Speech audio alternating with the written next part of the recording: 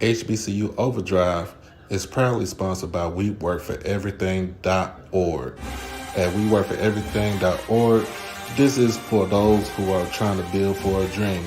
With their latest hoodies, t-shirts, long sleeve shirts, and accessories and more, you can have it all here at a reasonable price. Black owned and operated out of the great state of New York. Like I said, get suited and booted. Check it out at WeWorkForEverything.org. Peace.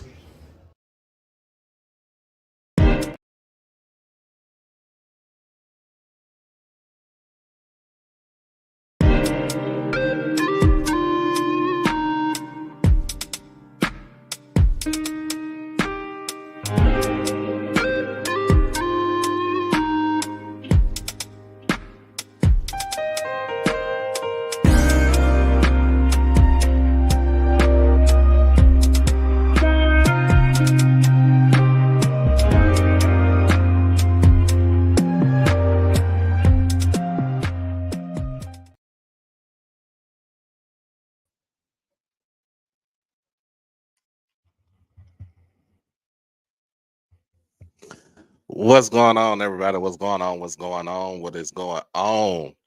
Woo! It is a day. It is a week. Been a weekend here in Texas. It is cold. It is football weather. But we are back again. As always, it is Monday, October the 29th, October the 30th. I'll take that back. The year of our Lord 2023. Man, look, it's this month is almost over, y'all, and it is crazy. But I appreciate everybody rocking in.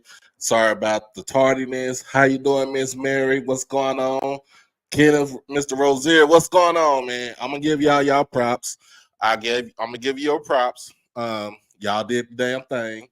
For the Rattlers, y'all did do the damn thing for the Rattlers. So I'm gonna give you your credit where credit is due. But I appreciate everybody for coming on. This is HBCU tonight, in conjunction with HBCU Overdrive. If you have it, but if you need to, make sure that you like the stream, make sure that you comment, share, and most of all, subscribe to the channel. Hit that notification bell to get everything HBCU Overdrive. I know we got my rattlers up in here, man. I appreciate y'all for joining in. Hey, it's all love. You know, we talk a lot of noise, but it's all love. But if you haven't seen it, like you know how we do it. If this is your first time here, we do this thing like church. So if you want to become a subscriber, all you have to do is just hit the subscribe button on YouTube to join the YouTube channel. And also, if you do want to follow me on Instagram and on Twitter, I am at HBCU_overdrive. And if you want to follow me on Facebook, it is under my real name, David E. Smith Douglas. That's where you can find me at on Facebook. Also, if you want to become an exclusive family member of the Overdrive family, all you have to do is just hit that join button on the outside. It we do that, have the 2 tiers, which I'm probably going to just merge it into one. So I've been thinking about doing that lately. It is the blue and the purple package. Each time you do join the channel as far as an exclusive member, or you send in your Cash App donation, everything goes back towards the channel. It goes towards initiatives, it goes towards equipment, and it also goes towards travel costs. It does not go into my pocket. Right now, what we got going on is we're trying to raise funds to get more lighting. I talked to one of my investors. We're trying to get more lighting inside, here in my place, to where it could be, it could be well lit, and it have a better quality. So we already got the camera, and so now we just need to get a little bit more lighting. So that's what we got right now. I like to give a shout out. I like to give a shout out to. Let me give my shout out.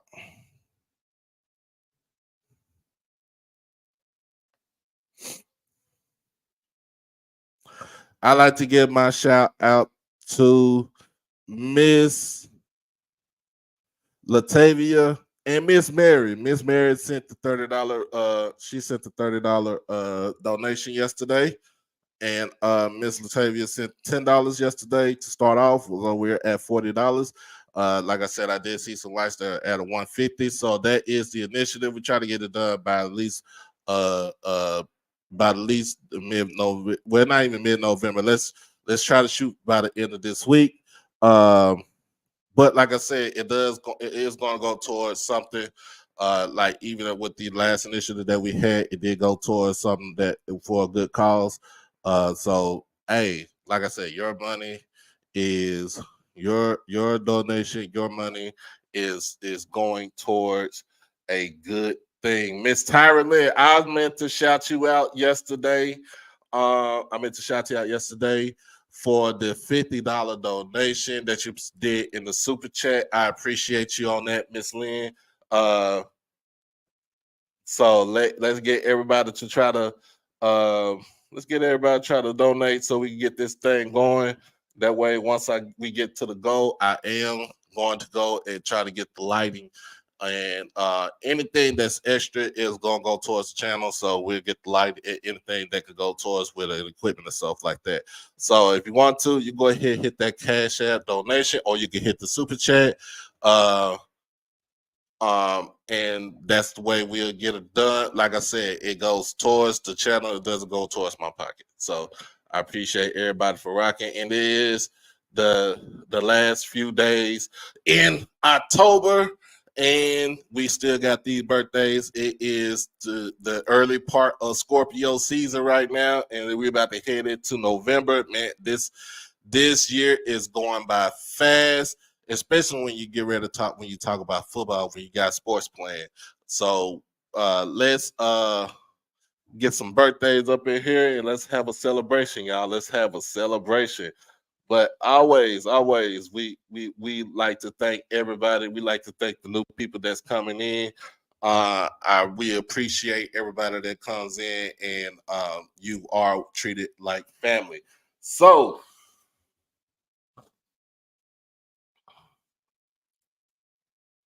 oh yeah, we got my boy Chris Dukes up in here. What's happening? What's happening? Oh, Miss Mary says 82 degrees. We about to get back to about 75 or so in about a couple of days. It's weather here in Texas.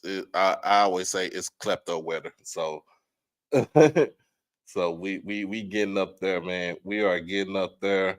But like I said, we appreciate everybody for coming in. We got 27 people that's watching right now. We should have 27 likes.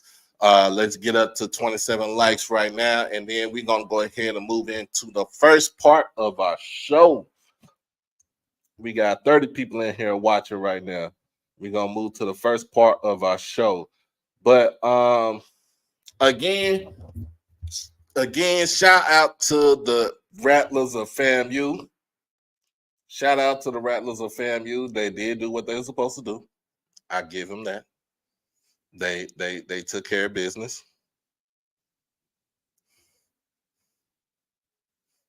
They took care of business, and I just want to say, hey, one, congratulations, and two, represent the SWAC well in the in the SWAC championship game. You are Eastern Division champions, so I appreciate you. You know, we all appreciate y'all. This is y'all third season in the SWAC, which is a good. I mean, you don't really hear about stuff like that, especially in their third season, the first 3 seasons of joining a new conference. But shout out to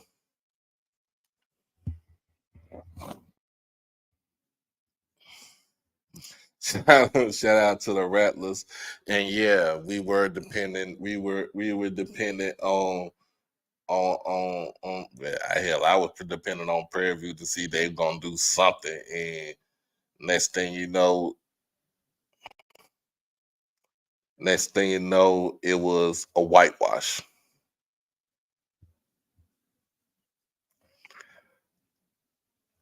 Oh Lord, come on, EA.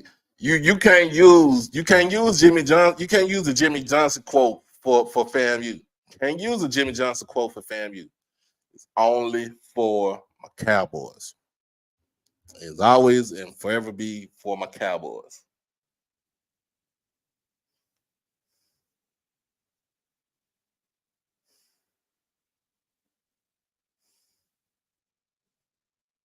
But yeah, but yeah, it was crazy, yo. It was crazy. Yeah, Manchester City Classic drew in almost 70,000 into the Legion Field on Saturday. Man, it was crazy. We like look, we gonna get up into this. We're gonna talk about the classics. So this was talking about. We talked about this on Thursday. Let me see if Mr. Ford is on here. I'm gonna get Mr. Ford to come up here. I told him I'm getting on at 6 o'clock. Uh,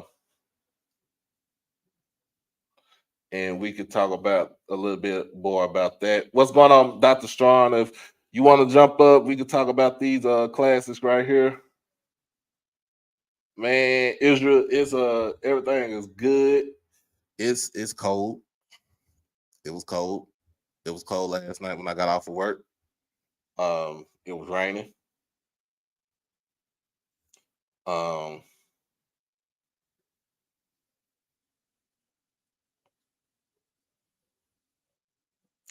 yeah. What Yeah. Okay. You come on, Leonard. Just say what up, D. Yeah. Yep. And I did on the real. On the real, I did pick Alabama State to win the game on Saturday, even though I wanted A&M to win the game because that would have caused so much chaos. It would have caused so much chaos in the East. So I wanted Bama State. I picked Bama State to win. I wanted A&M to win, but it's cool. Dr. Lori, how you doing? Okay. She said she overnighted my package and it should be here tomorrow. Um, and that's cool. So then I could do a show tomorrow. It's in fact tomorrow is my top 10. Tomorrow night is my top 10 show. So yeah, we gonna do it from there. We gonna if it comes in tomorrow, I'm gonna wear it tomorrow. If it comes in tomorrow, I'm gonna wear it tomorrow. And here go Mr. Campbell strutting his stuff. You know what I'm saying? Like I said, congratulations to the SWAC East champs, the Florida A&M Rattlers down there in Tallahassee. Uh, you did your thing. You put a whipping on us, on our Texas team, Prairie View, and y'all had, from what I looked at it. Oh, I'm aware of that, Lord. I'm aware. I'm aware. I'm aware. I'm aware. Not, but I would say this. I would say this. Uh, I'm glad that everybody is back here on Monday. That had their homecomings this past weekend. Is good that you're back here, safe and watching me. You wouldn't be anywhere, but you're here with me.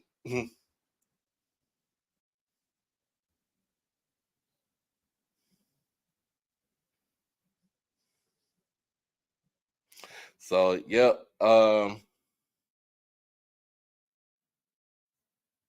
Hey, I even talked. Look.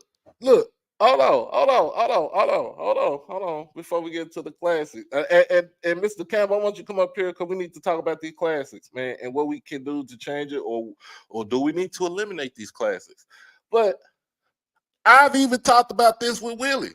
I asked this to Willie last week about the slow starts. I mean, I you can't come in and you talk about the slow starts. Like you can't say, well, we dominant, and it's cool. You're dominant. Yes, you have a dominant defense. I give you that. I read off your stats. Uh, first in the SWAC in total points allowed. Second in the SWACs with total sacks. I think you are in the top 5 in interceptions. Of course, I Love is number 1 in the SWAC and also number 1 in FCS in interceptions. I mean, you have a top-rated defense. I get that. I'll give you that. And you do put up points. I give you that. You put up almost 30 points a game. So I give you that. But it's the thing about starting off slow. Starting off slow, starting off slow against a team that might get you with that is good it might cost you. But I mean, and it's one game at a time. It's one game at a time. Uh, and true, yes, one game. Y'all had other than the South Florida game, y'all beat everybody by double digits.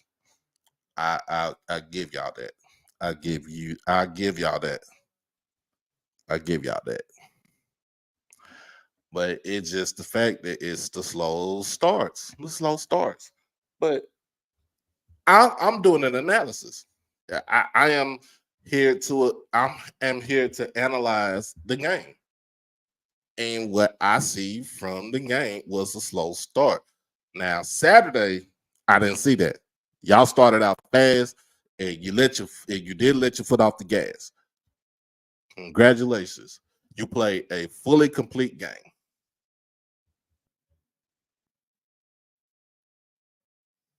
You played a fully complete game. And yes, Dr. Strong, the polls will come out tomorrow. And for my poll will come out tomorrow. And you will see where I will place FAMU. You'll also see where I place other teams. You'll see who's coming back up into the top 10. You'll see who dropped out of the top 10. So if you have the show and if you have a show screenshot when we did the last polls last week and then compare it to this week and we'll have a conversation about it.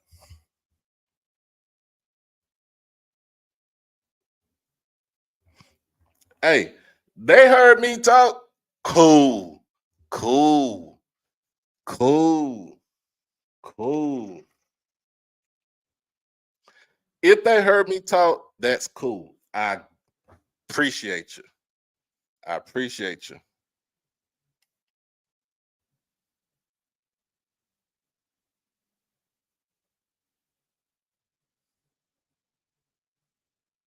I appreciate you. Now, first off,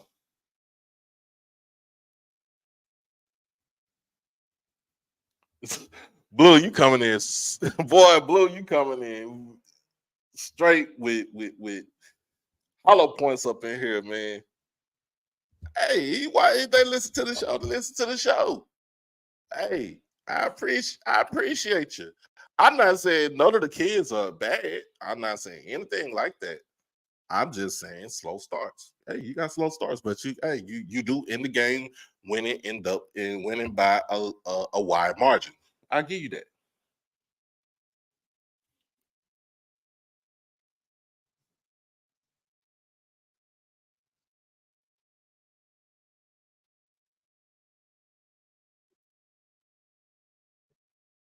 So I give you that. I give you that, man. Look, it's all good. Shout out to your Mr. Cameron. Shout out to y'all class at 1988, FAMU 88. Saw the picture.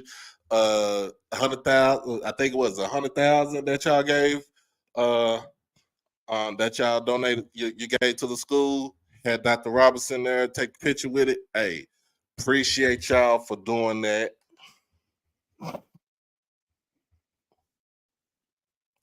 Appreciate y'all for doing that. I Dr. Lord, I talk noise all I could talk noise all day, every day. Hey, y'all did what y'all supposed to do. Y'all shut me up. I'm giving y'all flowers. I'm giving y'all flowers. But it's gonna take a long, it's gonna take a whole army to keep me quiet.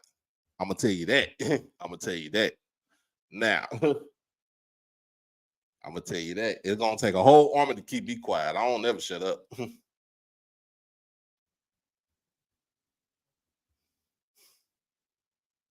What's going on, Deputy Mario? What's happening? What's happening? We got 53 up in here that's watching. Make sure that you like the stream. We do have an initiative as far as getting with equipment. We getting some more lighting coming in.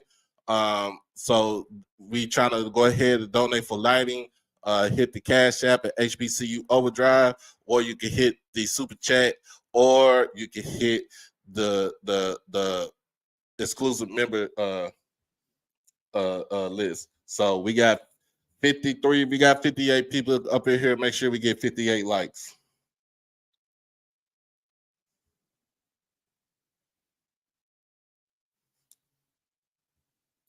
Shout out to Dr. Lloyd Wilson for the class of 83. 83 getting raising $178,000. See, this how we should be doing. This is what we should be doing. Black people should be doing that and breaking the stereotypes, breaking the negativity that we don't give back to our institutions, we don't give back to our universities. But hold on 1 second, y'all.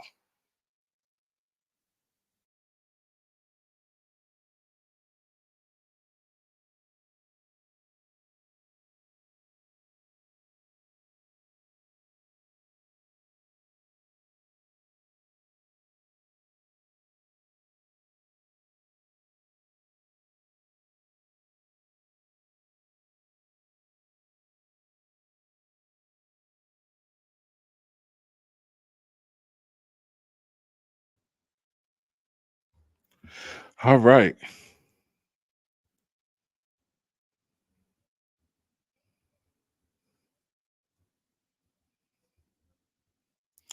V, okay. Hey,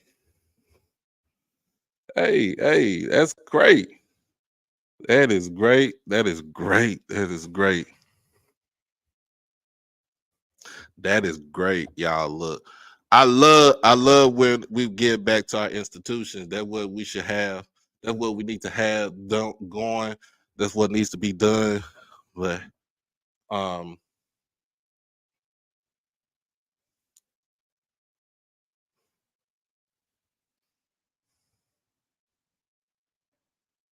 and hey, the Rattlers love my show. Look, the modest. Hey, the Rattlers love my show. I love everybody. It don't matter if you're a Rattler. It don't matter if you're a Tiger. It don't matter if you're a Bulldog or a Hornet or Eagle or anything. I have so much respect and love for everybody uh institution. So um there's one thing we'll do. We'll talk noise. We'll talk noise about each other. So we'll talk noise about each other.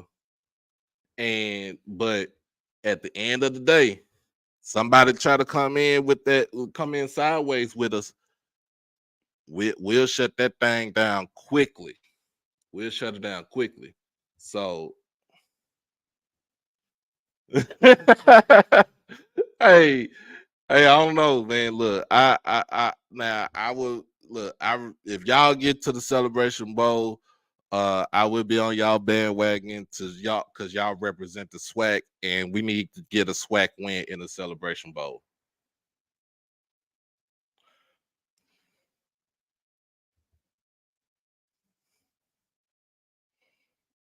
I don't know where Dot. I don't know where Miss Whitley is.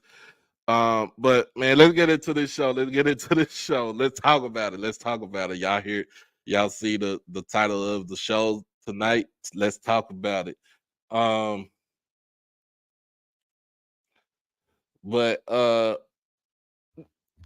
last Thursday we talked about we got on to the subject about the Magic City Classic.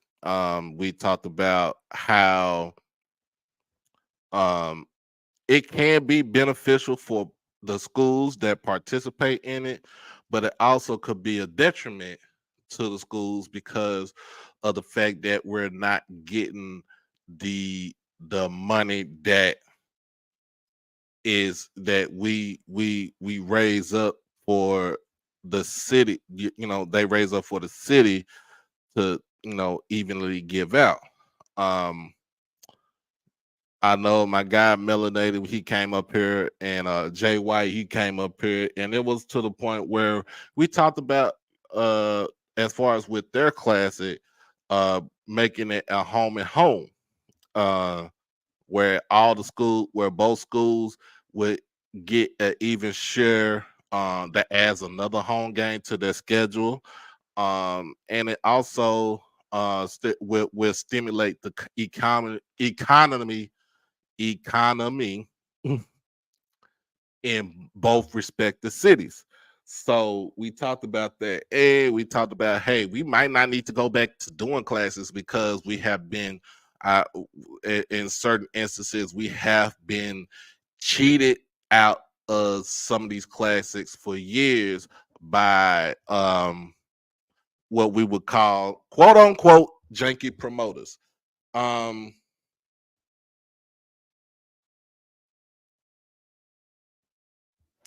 so I think, to us, I think it's time for us to kind of go back to the negotiating table to renegotiate some of these contracts that these schools have signed, um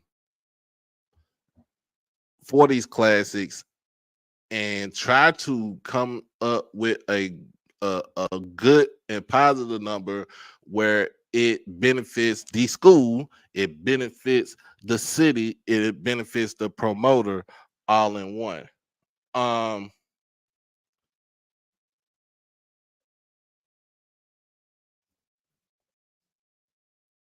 so when and then we talked about, when Dr. Cavill came on, we talked about the classic here in Dallas, the State Fair Classic, which is pretty much ran by one of the most powerful senators in the state of Texas, which is Senator Royce West, who represents my district. Uh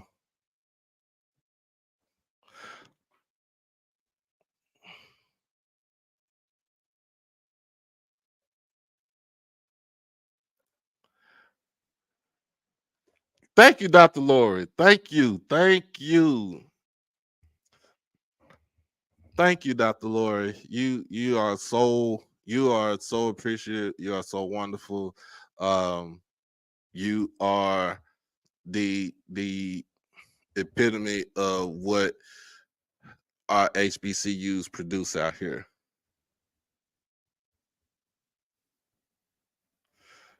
I appreciate you, Dr. Lori. I appreciate you. I really do. Um, but let's get back to it. Um, going into that classic, you see it go through as far as being within the state fair. You have a large alumni base for both schools in the city of Dallas. You also see where the schools are within 4 hours apart from Dallas. um, it's an easier ride for both of the schools to get to, and it's not like real cost cutting, because I think that the State Fair class, it does pay for everything. It does pay for the schools, it pays for the hotel, it pays for everything that goes, because it's more like it's like a almost a weekly thing, a week, when they come in. So it's like a whole week of bank, workshops, banquet, even when the bands come in. They go to different high schools, so it's a way to recruit prospective students to come to the respective universities. Um, so when it comes down to it, it's always going to get back to the whole city. So here in Dallas with the state fair, like I said, the whole city, we roll out the red carpet for Prairie View and for Grambling. This is like one of the oldest classics in HBCU football, because this game has been going on since 1929. This was part of when the fair opens. This was when only black people were able, they had their only day to go into the fair without being harassed by white people. We called it Negro Day at the fair. And that was our time to go in and to have fun and watch a football game. Now for other cities, like what we talked about, I remember last season.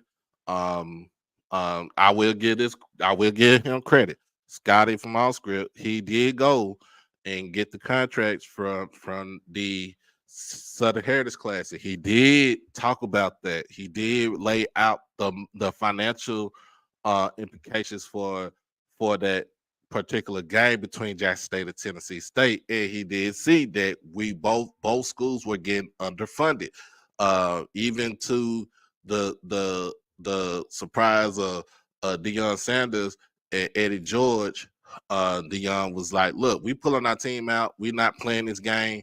Um, we're not playing this game because we are being severely underpaid." So I would give him that credit. And to me, I mean, I think that's what had to happen. If we don't, I think that will have to happen if we don't get these our equal share of funding into it. Um, I would say this. I would agree with that. I would agree with what Mr. Ford said. If as a economic impact, and that's understandable, and I understand where Dr. Cavill came from. With the economic impact, I'm looking at, like, look, give me $1 million. I mean, $1.5 million is cool, but give me $1 million. Give me $1 million, and here we go. Hey, Mr. Ford, what's going on? Hold on 1 second. Hold on. All right.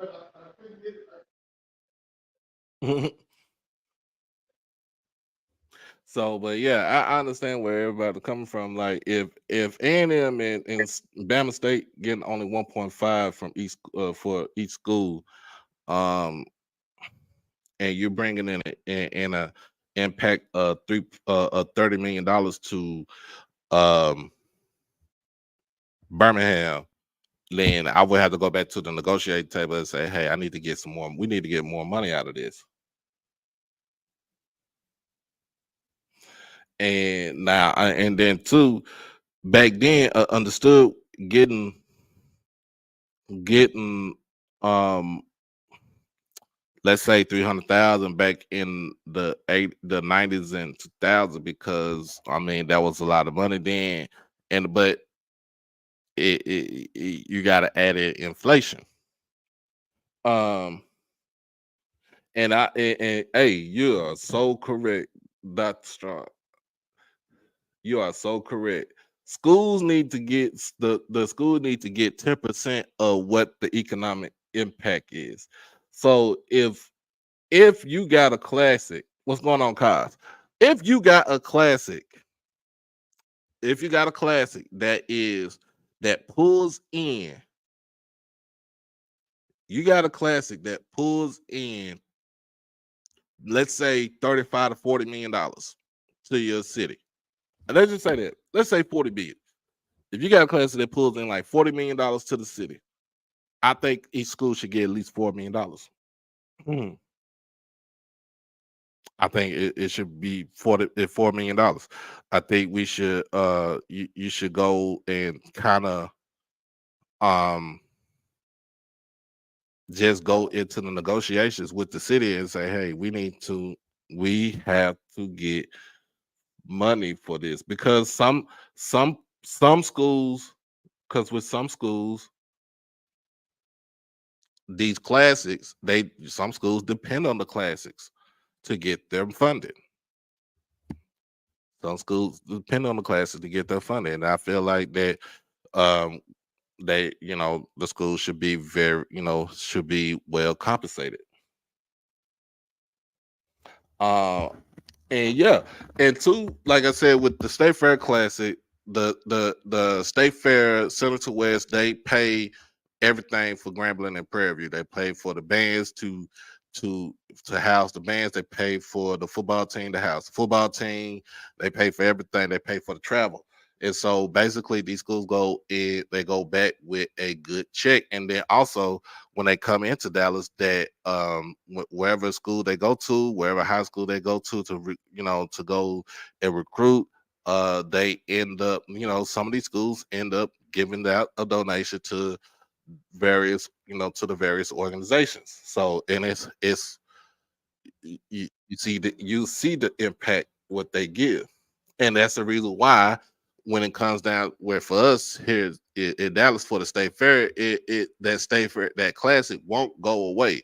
But if you talking about classics like the Southern Heritage Classic, you talk about another classic like the Magic City Classic, then you would have to me, you would have to go back to that drawing board and say, hey, we need to get our equal share of money. Can you hear me, Mr. Ford? Yeah, can you hear me? Yes, sir. Yes, sir. So we continuing what we talked about last week about the classics. Well, hold on. Before you start with them class, did you say Dr. Laura Wilson graduated in '83 from FAMU? Well, the class of '83, yes. Ask her, did she know Ray Alexander? We thought he was going to tear the pros up. He from FAMU. Ask her, did she know Ray Alexander? Dr. Laura, did you know Ray Alexander? Did you know they had a free safety that did tear up the pros? I think his name was Gene Atkins or something. He was a free safety, went to New Orleans and might have went to the Dolphins. Did she say anything to that? She said that's a freshman class. Mr. Campbell said that's a freshman class. Okay, but did she know Ray? Did she know Ray Alexander, Sammy Knight? What's that boy was name? Greg Finshaw, big Nate Newton. Oh yeah, she said she know all of them. Yeah, that's right. Now, Mr. Campbell. Campbell said what year? 88? Yeah, his class is 88. He should know Huckabee. There was a white boy with a linebacker named Eddie Metcalf, Tony Ezel, Rasul, what that boy? He had a Muslim name. He was a tough running back. He went to the pros. His son went to FSU. Rasul, what? What was that, Mr. Campbell? What's that running back name y'all had? Played for Ken Riley. Rasul something. They had Terry Mickens. Mickens went pro. They had a boy named Wally Williams. Wally went to the New Orleans Saints. He was a big old lineman, but he could punt. Man, because let me see. It was a classic game in Tallahassee. I mean, it's been a minute. Billy Joe brought his Central State team to Tallahassee in 80. Was that 88? Ask him, was he at that game? Matter of fact, them boys from Central State, they hurt Tony Ezel's shoulder. Was he at that game? She said she know Tony Ezel, Howard, Tony Ezel. Yeah, Tony transferred to them from the University of Alabama. He came from McGill Tulane High School in Mobile, Alabama. He was he was a big timer, man. I thought he was gonna make the pros. He was about 6'3", 6'4", dual threat, could run and throw it. I think he was Omega Psi Phi, and he was I think he was from that, they had that big time business school at FAM called SBI. I think he was a graduate of that business school. Anyway, don't get me woke up now. So Amir Rasul. Amir Rasul went to the Buffalo Bills, I think. Then had a son, went to Florida State. Amir Rasul, and before Amir Rasul, it was Chuck Duffy. That's Chuck Duffy's son at Alcorn named Nico Duffy. You talking about Nico that's at Alcorn? Nico's daddy played for Ken Riley. His name was Chuck. Was it Chuck Duffy? It was he went to FAM. But after Chuck left, that's when Amir Rasul came on the scene. Blue said what Blue just asked you what you know about McGill. McGill too. That's where that boy Tony Ezel transferred from Alabama. He went to Alabama first. He left Alabama and showed up on the campus of Florida A&M as a redshirt freshman. As a redshirt freshman, he led them to the MEAC championship. That was in 80. That's what I was asking Mr. What's the name? That should have been 88. Right. That should have been 88. That boy was back. Tony Ezel was the truth, man. He was the truth. He was the truth. I followed that team. That was, like I said, Wally Williams might have been the center guard. He was big time. He went to the New Orleans Saints. He played in the NFL for a number of years. I think he was from Tallahassee. I think Wally was from Tallahassee. They had another boy from Cairo, Georgia, was a corner named William Evers. He came up with the Falcons with Dion, but I don't think he played but maybe a year. I don't know if but his name was William Evers. They had another boy on the other side. They had two small corners, but they were quick as lightning, man. They could go, man. They could do it. I'm trying to think who else. They had the defensive coordinator was a man named Walter Highsmith. Walter had come from Florida. He was either down at Miami at Edison or he wasn't at Carroll City. Somebody know him from Miami. Where was Highsmith the head coach at? He was at one of them schools down in Miami. Ken Riley brought him from Miami back to Florida A&M as defense coordinator. And then he went and got that boy was named Schofield. Schofield was supposed to be points a minute. Schofield helped design that offense for Charlie Ward, him and another FAMU graduate, Big John Eason. Big John Eason and Schofield and them designed that offense for Charlie Ward Jr. That's the offense he run that Heisman Trophy with. Them dudes was all graduates of FAMU. Eason had a PhD. Wow. Yeah, Eason went to the Oakland Raiders. He played for the Raiders. Then he came back. Before Billy Joe, that's who the alums wanted to be the head coach. But he told the people at Florida A&M he wanted to be head coach and athletic director. Humphreys told him, we can't do it. We can't do it. We can't do it. Oh man, let's get back to it. My boy Carlos, he asked me if I go to the DeSoto versus Duncanville game. I said I'm gonna tell you like this. I didn't go to that game. It was on TV. DeSoto won 49-35. It was a great game.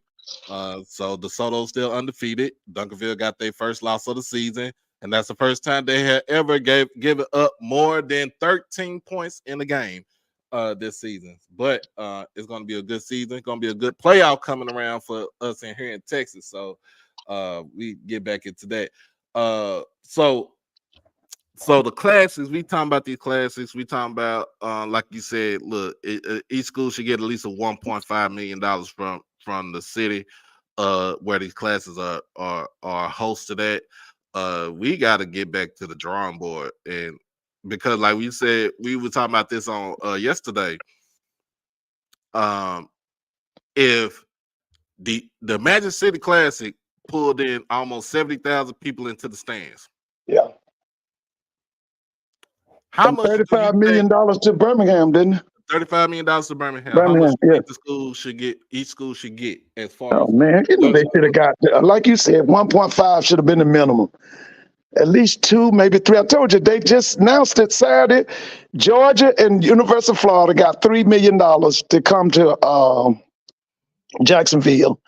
They said that the city of Jacksonville paid University of Georgia $350,000 to fly their football team and the other auxiliary programs down to Jacksonville. right? Okay, so they drew 76,000 to that stadium in Jacksonville and got $3 million. Okay, just like you just said, Alabama State and Alabama A&M drew almost 70,000. And how much did they get? Did they get 600,000? Did they get 700? What did they get? Man, that's the question that we all need to ask. Well, let me just say this That's now. what we need to. I know now I'm not against no classic. Let me tell you what everybody in Atlanta wants. Everybody in Atlanta wants FAMU to come back and play at the Dome and play either Jackson State or play Southern. So now we're not against classic. I ain't saying that. I'm just saying just pay them folks right. Because I'm telling you, listen, I started going to see FAMU and Tennessee State at Georgia Tech. I think that was in '89. And for the next 20 years, we went to see Florida A&M and Tennessee State at the Georgia Dome for, I know, almost 20 years straight, man, until they ended it. Because the last time they played, it was Florida A&M and Southern. They played it. That's the last time them two teams, I think, that they came here. But we went for almost 20 years straight, man. It was the Atlanta Classic. So I'm not against them classics now, because I definitely want FAM them to come back up here. I just want them to be paid right. That's all I want. This is a good question right here from Kaz. He's so my guy Kaz, he comes in, he's a North Dakota State fan. So but he wants to ask, he asked the question, have classes been around since HBCU football started? Yeah. You remember one of the first classes was Tuskegee and Alabama State. It was called the Turkey Day Classic. Yeah, that thing was what, the 20s? Or was it before the 20s? You Alabama State folk, when did they start that thing between the Turkey Day Classic? Wasn't that in the 1920s? When was it? Let me see. I could pull it up. Yeah, that thing, they had been. Yeah, like you said earlier, Prairie View had a classic at the Cotton Bowl. Yeah, Prairie View and Prairie View is the original. They're the original school to be at the Cotton Bowl to host that classic. Yeah. So but it, that classic has changed teams, but Prairie View is the main, Prairie View is the mainstay in that classic. So now, on the east side, it used to be a big classic between Lincoln University and Howard University at Griffith Stadium in Washington, D.C. That was every year Thanksgiving. That was every year. That was back, I know as far back as the 30s, might have been the 20s. That was Howard University versus Lincoln University. Lincoln University had the most exciting black player at one time called Jazz Bird. Jazz eventually became the head football coach at Florida A&M. So the Turkey Day Classic started in 1924. That's what I thought. Next year they'll be 100 years old, right? Right. So remember, it stopped, and the last game was in 2019, and then it stopped because of COVID. for 2020, Yeah. and then it came back 21. Okay. Yeah, they So, started playing Labor Day or something, didn't they? mm-hmm. Yeah. So this classic is the oldest. No, it's the oldest classic right here for HBCU football. And that's The who? that's the Turkey Day Classic. Turkey Day Classic, yeah. Hmm. The Yeah. second classic, that's the second oldest classic, is the State Fair Classic. Yeah, that's Prairie View and Grambling. Mm-hmm. Yeah, what was the So first year of that? 1925. Okay. 1925 all the way, I mean, and then the last one was 2019. Then we didn't have one for COVID, and then 21 it revived back in 21. Right. So the original, I always say this: the original classic basically started with Wiley and Langston. Remember, the SWAC Yeah, it was all Texas, wasn't it? it was all Texas. It was All it Texas. was five. It was the five church schools, and then Prairie View, which is the state school. Right. So basically, Prairie View replaced Langston in 1929, and Prairie View has been the mainstay in this classic since 1929. Right. Okay. Now we have had different schools come play in this classic. 1 year Tennessee State came in 56, and then Texas Southern came in 1959. And then Bishop College took played in 1967. This is before they disbanded football. And then Grambling, it has been the actual permanent mainstay since 1985. Wait a minute. They played before 85, wasn't it? So no. So they play home and home from the inception, because remember, Grambling came in 50. Grambling came in like the late 50s in the Yeah, SWAC. that's right. Because Grambling used to be in a Midwestern conference or something. They And play people then like Lincoln out of Missouri. And then the only time Prairie View hasn't came into this classic was in 1990, is because, remember, Prairie View put themselves, they gave themselves a death penalty because of all the stuff that they was going through. Remember, they disbanded football, and they brought football back as a almost as like a club team. So in 1990, Grambling played Elizabeth City here in Dallas. And didn't they play A&T in that one They year? played A&T in 1991. Yeah, that's So Cornell then, Maine and them. So then 1992, Grambling and Prairie View restored everything back. But we was talking, Dr. Cavill was talking about, we were talking about this on Thursday, where how this classic has somewhat of a major implication, because it's not run, but it's damn near sponsored by one of the powerful state senators in the state of Texas, is Senator Royce West. Like I said, he represents my district in the Southwest Dallas, Southwest Dallas County, the Redbird area. And his name carries weight.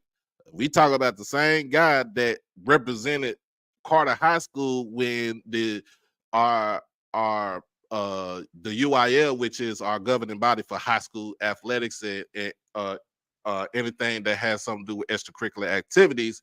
He represented them when the UIL was trying to strip Carter of their whole, of their state title in 1988. Yeah, they got a powerful 30 for 30 on that. That was a good one, man.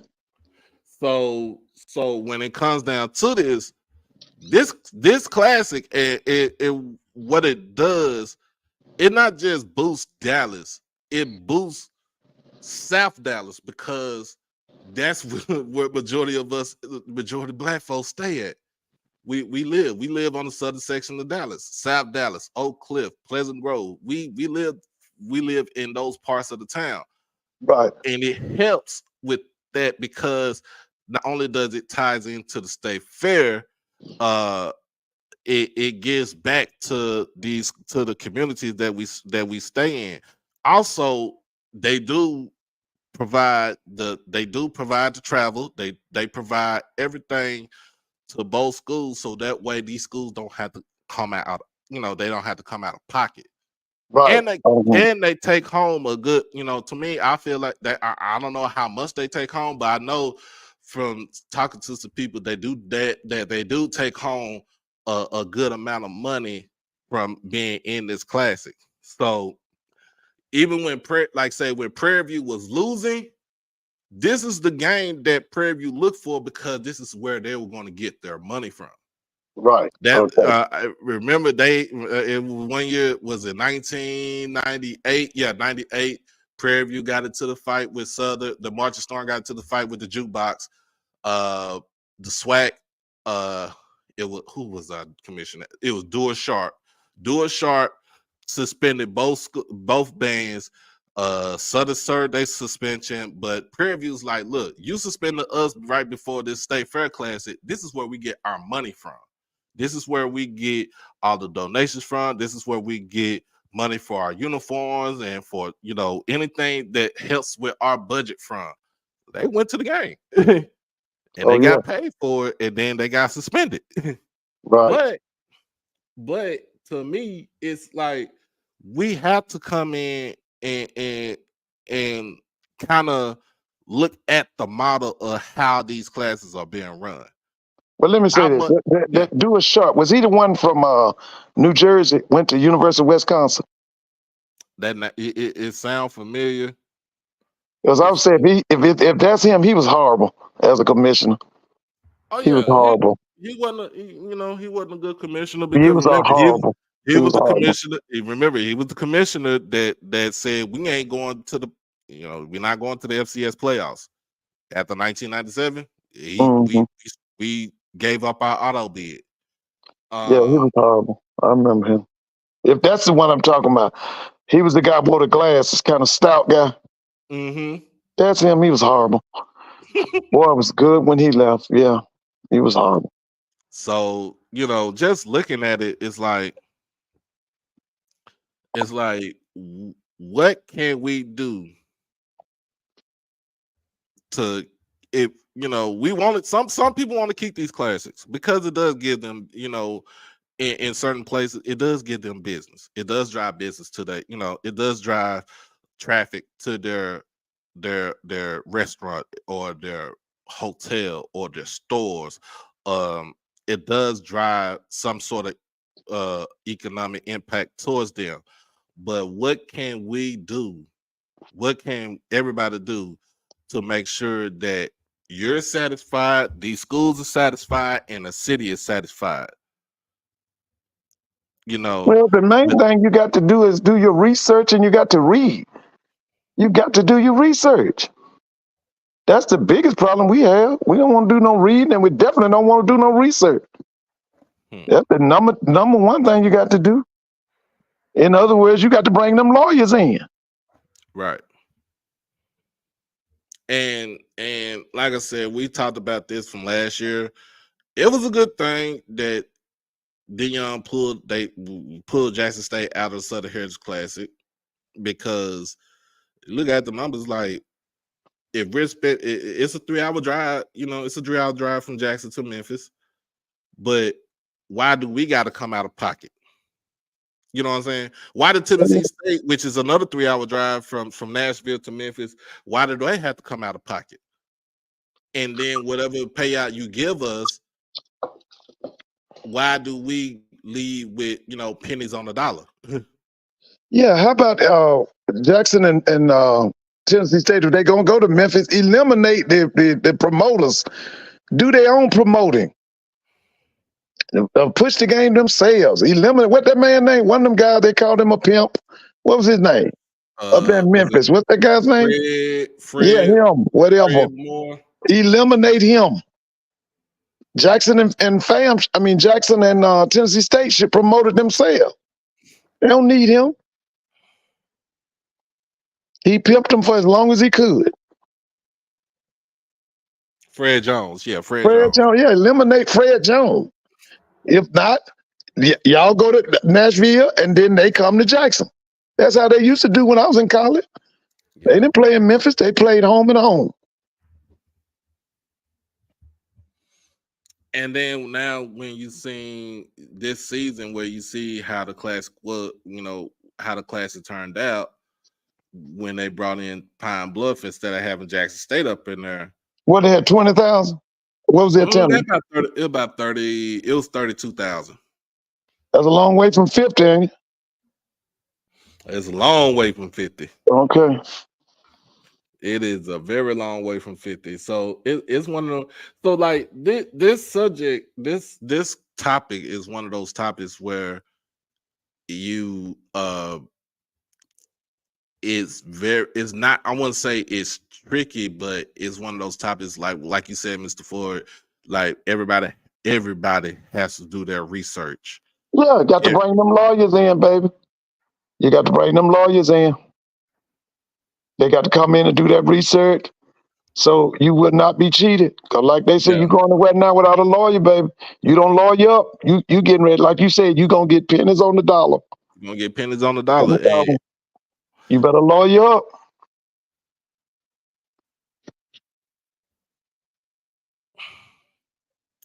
Yeah. Yeah, but yeah, you got a lawyer. You don't want to get pimped. You don't want to get pimped out your money. There you go. You don't want to get pimped out your money. So yeah. We got 76 people up in here, man.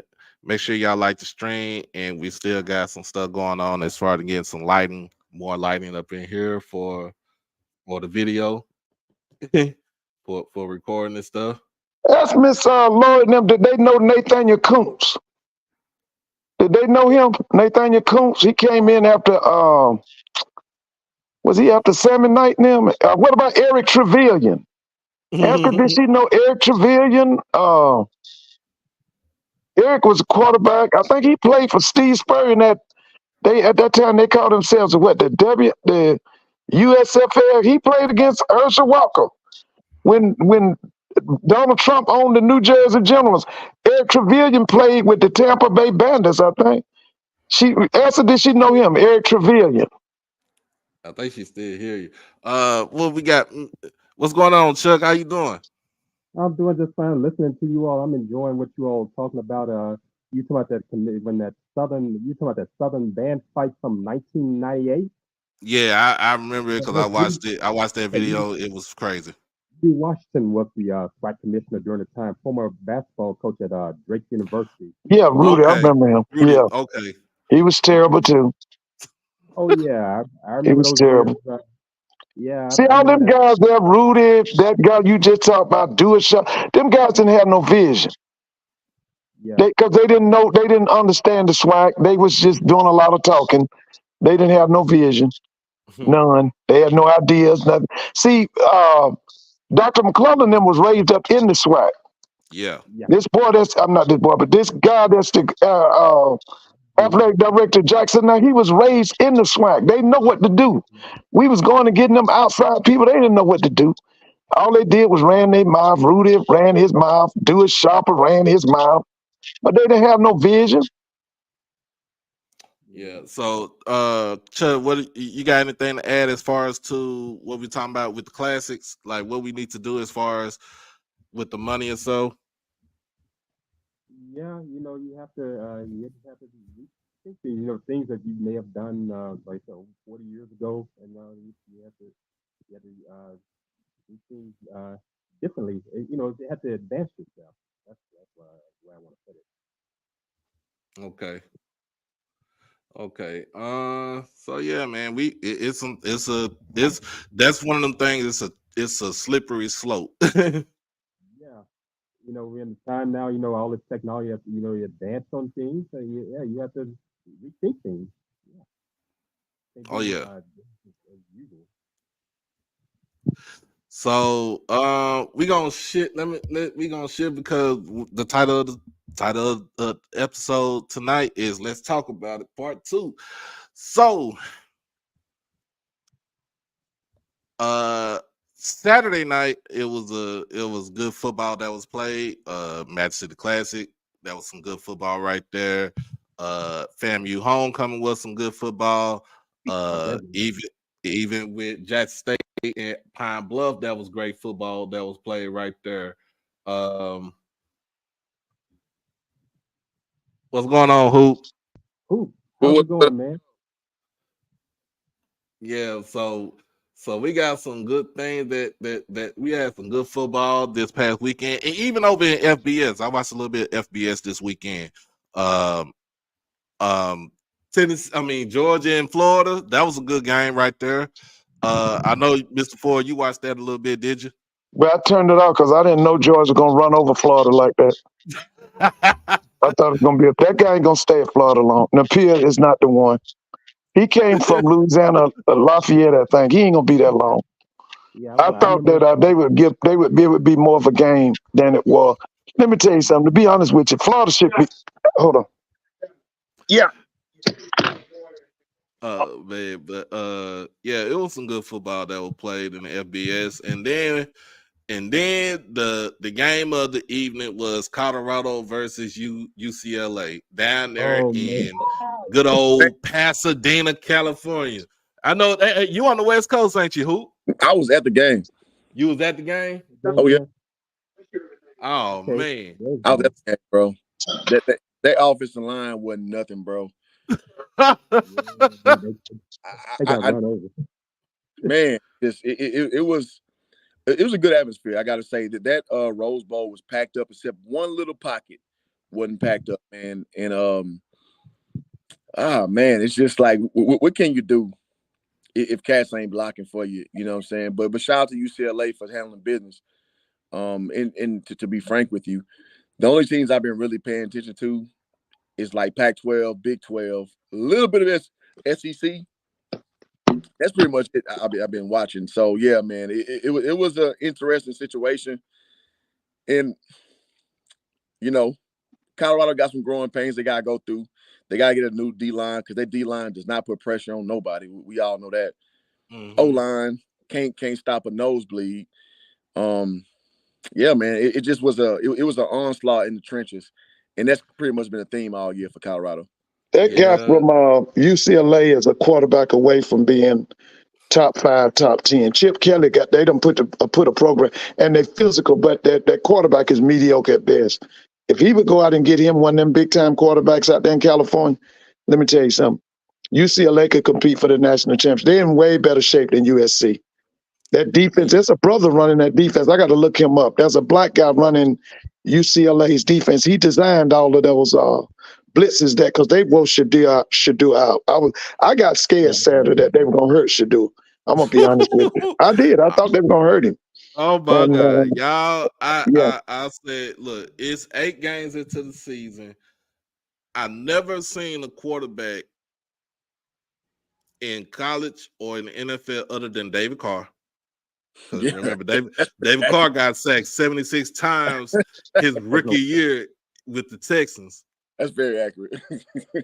Yeah. But I'd never seen nobody get sacked like that with Shador. I've never seen that. Oh, they listen, man. They scared me, man. I was glad when the game was over. But they sacked him. Didn't they sack him 7 times? 7 times. Yeah. And then they was hitting him. Sometimes he was escaping it, but they was hitting him. They hit that ball over 20 times. They sacked him 7 times in the game. Yeah. They did if I'm Shador, y'all, I'm gonna be honest with y'all. If I'm Shador, I'm looking dead I'm looking all my old linemen dead in their eyes and say, get this shit together. No, they can't do it, man. I looked at them guys. They can't do it. You can look them all day, but they can't do it, man. They can't do it. I looked at them too. They can't do it. And see, the defense is wore out. He ain't got no depth. He don't have no depth. Because I looked at him real good. He's like you said, he's got to go out And whether it be high school kids, junior college kids, transfer portal kids, he's got to build the trenches. The trenches is pitiful. The trenches are pitiful, man. I'm gonna say this, Mr. Ford. I think he will, though. I mean, Yeah, I think he will too. yeah, But I know he's got to do it. right. I tell people all the time, man. Year one, the turnover effect is real. Nobody Right. took the program over in 1 year. Just like what I told people, be patient with TC. Be patient with TC, bro. Let him work his program. Now he done found out who his real quarterback is. Let Right. him do it. That's true. Right. So I'm just like, with Prime, I know they came out with 2 big wins with Nebraska and TCU, and that got the conversation moving. You got dudes like Emmanuel Acho and Shady McCoy and Joy Taylor just going crazy. I told people, relax. Don't be going crazy for this Colorado Storm, because they got to go through the rigors of the Pac-12, which is arguably the second. And they're playing good ball in that Pac-12 too. Huh? They're playing good ball in that Pac-12. Oh yeah, it's arguably the second best conference in football. Yeah, they're playing good ball. Oh yeah. So And next year they're gonna be the Pac-2, right? What are they gonna be next year? they're gonna be Non-existent. oh Yeah. Almost like the old Southwestern Conference. right. Yeah. Non-existent. Yeah. Right. But I'm gonna be honest with y'all. I've never seen a kid like that in his 2 years at Jackson State. 2 years at Jackson State. He's only been sacked. He was sacked 58 times in 2 years at Jackson State. 35 times his freshman year because we didn't have an offensive lineman. We didn't have an offensive line. 23 times last season because the offensive line got better. We had a running game, but then he always do what he do, hold on to the ball and try to look for that bang bang play. Facts. This season, you talk about a kid that's beneficial as far as throwing the ball. I think he has like 23 touchdowns. He only thrown the ball. He only got intercepted 3 times. And they can't. He's doing it all by himself. He put the team. He's got the team on his shoulders because one, you have no running game whatsoever. Yeah. I'm talking about null and void. Is their running game return to sender? Like Right. it's horrible. I've never. And y'all look. I'm 40. I'm 44 years old. I've been watching football since I was 3 or 4 years old. I never seen a team that did not run the ball like that. Like I never seen a team that did like any football team that has had worse a worse running game than that. And growing up here in Texas, we grew up talking about running the football. You got to run the football to set up your pass, but we had, you talking about a state that brought out great running backs and stuff like that. Oh my God, they couldn't crack 100 yards as a whole football team. I knew a dude that was 5'5", 150 pounds that played quarterback here in Lake Highlands, and he could crack 200 yards on a whole football team playing in the wishbone. And they can't do that as a team, period. No. And it's crazy because it's like you got to get some stuff done. Now, let's get to what we talk about.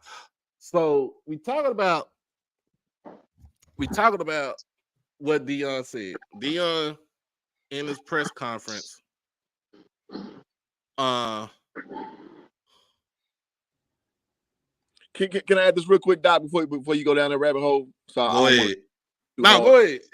So this goes what you said. This is like the 2002 Texans.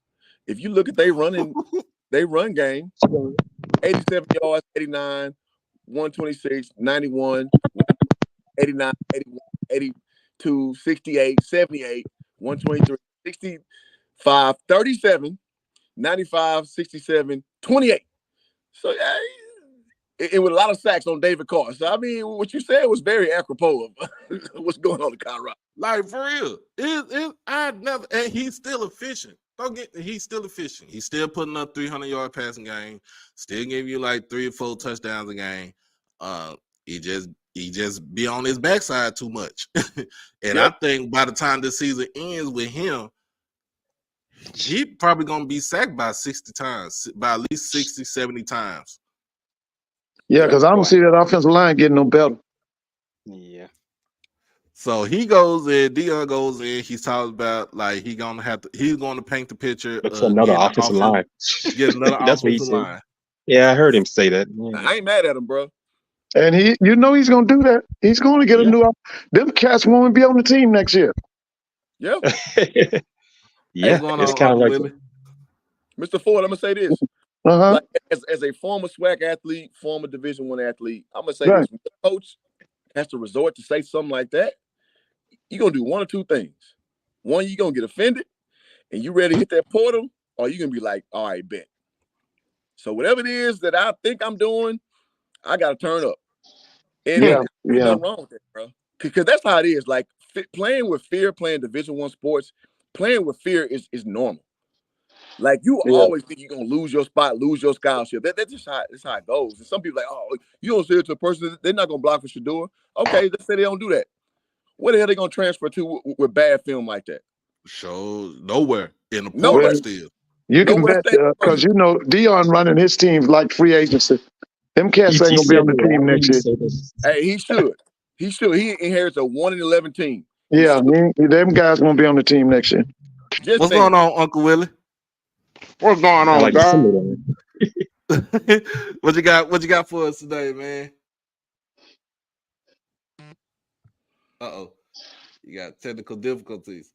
But I'm gonna say it like this. He goes into that press conference, he say, look, we gotta find the offensive line. We gotta find it. And the thing, and this is what a lot of people were saying. You can find offensive linemen, but are you developing these players? That's not his style. He's not into development. It's not him. Yeah. That's not it. That's college. Dion's mentality is NFL. NFL don't develop. You come there with it, but you got to go. He has an NFL mentality. But Mr. Ford, I'm gonna be real with you. I know some NFL teams that will develop a player. Oh yeah, some will, but that's not his mentality. That's not his mentality. And I understand you can't. You're looking at this in the NFL aspect, and we understand you're old school.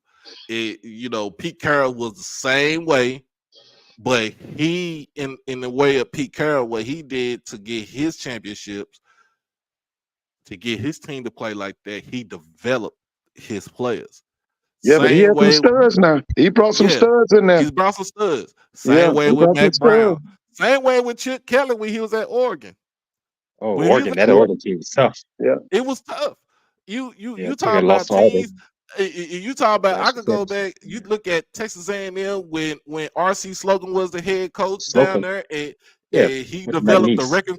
Yeah, he developed the record crew defense. Louisiana. Yeah, you talking about LSU even when Nick Saban got to LSU from Michigan State. When he was at Michigan State, he developed players. He got to LSU, he developed players, and he tried to do the same thing. That's not Dion. That's not Dion. And guess that's what? That's not Dion. Because see, y'all got to keep in mind, Colorado ain't Dion's last stop. Absolutely. He gonna get him 2 to 3 more years. He out of there. Absolutely. He's out. That guy ain't loyal to nobody. No, good for him. No, he's not. He's like that as a player. Yeah. And his wives too, right? Because he didn't stay married long. Mr. Ford, he's too good for Colorado. Colorado's a bum ass school. Like I've been to Colorado. I mean, it's a nice city. It's dope, but like it's a bum ass school. Look at their resume. They haven't been the same since Bill McCartney. Right. They haven't been 20, 30 years. Right. Yes. I remember Eric Bieniemy and Darren Hagen and Mike Pritchard and Charles Johnson and Deion Figures. Yeah. That's right. Let's be for real. Deion Figures. Let's be for real. He's too good for that. That guy ran the Promise Keepers. Wasn't that his organization? The Promise Keepers. Yeah, that's what started the Promise Keepers. Bill McCartney. Yeah. You still on there, Uncle Willie? I think he's still having technical difficulties. Yeah, he started the Promise Keeper. That was Bill McCartney. Yeah. Those guys came, Salon Nessie passed and Darren Hagen became quarterback. Yeah. Mike Pritchard was out there. Mike Pritchard. Oh, yes. Yeah. Mike Pritchard. Yeah. He came to the Falcons. Yeah, sure did. Played with the Falcons. Yeah. Played with Dion and Liza. Yeah. Hey, I like this right here. This was Mr. Clark. Mr. Clark gave me got to put a good analogy right here. He said Prime took over a 1-11 team. He didn't do anything but replace the old team with a new team, and he ain't developed nobody. The only thing that he developed is the quarterback. We are 8 games into a season, and you say that? That's crazy, bro. It's about how you want to make your team and your image. Whether you want to reform and replace, or reform and develop, or you want to replace. That's your choice. And I told people on my stream, man, head coaches, bro, if you gonna get fired, do it your way. Mm-hmm. Damn all that other shit. Do it your way. Get the guys you want and do it your way. Because guess what? If it ain't hitting that for 3 years, 2-3 years, guess what's gonna happen? You're gone. Gonna fire you. You're gone. So I don't understand that when people say stuff like that, because bro, it's called having foresight. I got to come in for, and somebody said in the chat, a good time, not a long time. So I'm gonna come in and do it my way, and guess what? That's not my final landing spot, no goddamn Colorado. Right. That's right. It ain't his spot. That's right. You good, Uncle Willie? Now. Mm-hmm. All right, can you hear me? What you got? Yeah, we can hear you. What you got saying? What we got? We talking about Shedeur getting on it, being put on his ass about 50 times this season. He gonna be the most sacked quarterback. I told y'all that. I told you he's gonna be the most sacked quarterback. They ain't gonna get no more than three wins. And I'm sorry, they gonna probably get a few offensive linemen. They're not gonna get enough to compete against USC and UCLA. And all these DDRs thought they want to just run over. UCLA beat them with a bunch of white boys. Bunch of white boys just showed out on their ass. Now I want to ask. This is why I want to ask these DDRs, especially Hoop Jargon. Who ain't no DDR? Tell me this. Tell me this. Tell me this. Tell me this. He was on another podcast show. He saying something. He got something good to say about Dion every time. Just tell me this. All the DDRs in the chat. Tell me why them white folks stole from Dion. He didn't say nothing this past weekend. I was about to get it today. I'm going to hang up and I'm going to listen. I want to hear what these DDRs got to say about them stealing all them boys' jury and he not saying nothing about it. I just want to hear that. That's all I wanted to say. Thank you for taking me. All right, go ahead. All right, so are you ready? So from what I understand, his stuff got stolen from Jackson, right? Yeah. Like home games. He got his stuff stolen at the Rose Bowl, which is not his home facility, which is a neutral site, right? Because UCLA does not play their normal games at the Rose Bowl. Rose Bowl is a neutral site. They do play their home games at the Rose Bowl. Okay, but with the Rose Bowl, it's like everybody can play there, though. Like, that's for everybody. Because I went to a soccer game there before. I live, like, in Monrovia, like 2 cities over from Pasadena. So, I mean... I watched UCLA and Washington play in that stadium. Okay, fair enough. So that's a more indictment of the situation at the Rose Bowl, which is an individual entity. So if you're saying, and I gotta share this since I was called to the table, it's all good. I ain't tripping. I'm grown ass man, it's all good. No, real talk. So from what I was told, I'm telling you from an inside source, that Prime got hit more times than what he said with Jackson. Just saying. Well, I don't know about that. I just know about the one incident when we played Edward Waters. That was the first home game in the spring of 21, and his stud. They said the stud got stolen, but to me, from what I heard, it didn't get stolen. They just moved it to a secure location, and he ran with that piece of information. Now, let's get into this. So I talked to the lady. I talked to the missus. I told y'all, the missus, she from LA. She is, I told y'all she is LA through and through. She, South Central through and through. And What's going on, Mel? So Melanin. Mel, what's up, man? What's happening? So we talked about this morning. So she called me. Well, I called her this morning, and we talked about this. And I said, so because even though the game was in Pasadena at the Rose Bowl, it's in Pasadena. It doesn't matter what it is. It's in Pasadena. I said it ain't I was like, ain't Pasadena in LA County? She said, no, you correct. It's in LA County. It might not be LA as the city, but it's in LA County. You in Southern California, so you have to move different when you get out there. You have to play by the rules of what goes on in SoCal. And so, like, it was just like when I said we went to LA last year for vacation. We talked about this, and she was like, that Astros jersey, you ain't wearing that, because I was like, I'm still a little bit green to it. That's Hoovers. I'm like, I'm not wearing that. Yeah, that means it's Hoovers. And if you ain't down with them, don't wear that shit. That my Cincinnati Reds jersey that I got. Oh man, it's the black and red one or the red and white one. Don't wear it because you ain't Pyro. But hold on, Dak. Hold on, Doc. Cincinnati Reds, I can imagine. It depends on where you go, because I've been living in LA down there 4 years. St. Louis Cardinals. It depends on where you go, though. St. Louis Cardinals, I can imagine. Yeah. Go ahead, though. No, but in a city like that, you have to move different.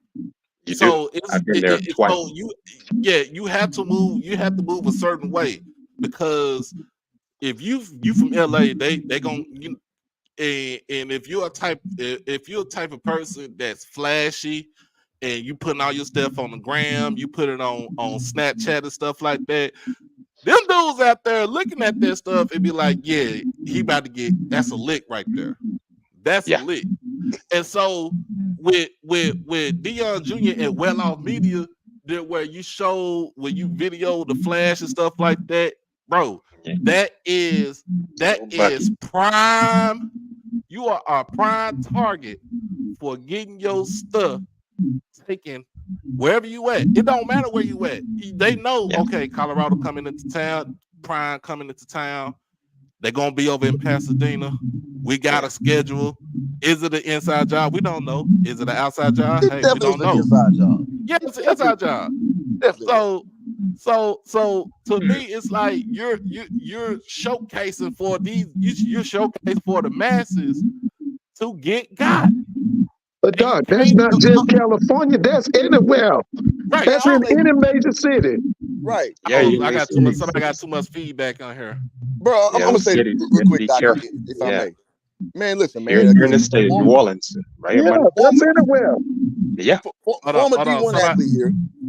Hold on, somebody got too much feedback. All right, let's see what it is. It's not me, I don't think. But I'll let you go and work that out. You got feedback, Chuck? Is my voice coming through? Is some noise coming through? No, it's good on your end. Okay. I'm just making sure. That's you. Who? Is that me? Yeah. I'm gonna mute up. Hold on. Yep, that's it. Okay. Nah, it's still going. I just muted. It might be. Oh. Technology is strange. Well, I'm saying this real quick. Man, as a former athlete, bro, we used to wear our stuff, bro. And rolling through the swag, it is what it is. You take your chance. And it wasn't a big deal. You know what I'm saying? Like, we wear our chains, we wear our watches. We wear, our grill. I had a grill back in the day, I've matured past that. But listen, man, you mentioned about being aware of your surroundings. You're right. I mean, because LA, it can be like that. Pasadena, not really. I wear my Astro stuff all the time out here. I've been living here for almost 4 years, bro. Okay. I wear my Astro stuff all the time. But you go to Compton, you go to Crenshaw, you go to Inglewood. It ain't kosher to put that on, because you don't know how somebody gonna perceive what you got on. But we talking about Pasadena, which is far from LA proper. Right. It's all about the mountains, bro. It's a little different. Well, actually, it's a lot different. Matter of fact, my girl, she from Pasadena, and she don't know nothing about LA. She knows nothing about LA, right? So what I want to say is I understand what you're saying, man. Like when you go anywhere, you got to move with awareness. You got to know that somebody can get you, especially with a coach like Coach Prime, who's very braggadocious, with the gold chain and stuff. So I'm with you on that. I'm with you on that. But overall, I'm saying it's just like at the same time, there's a certain expectation of security that you think that a facility is gonna hold, especially at a site like that, and when it don't go through, that's interesting. That's interesting. Right. All right. I gotta put you on mute. It might be me, y'all. Oh, that's me. Hold on.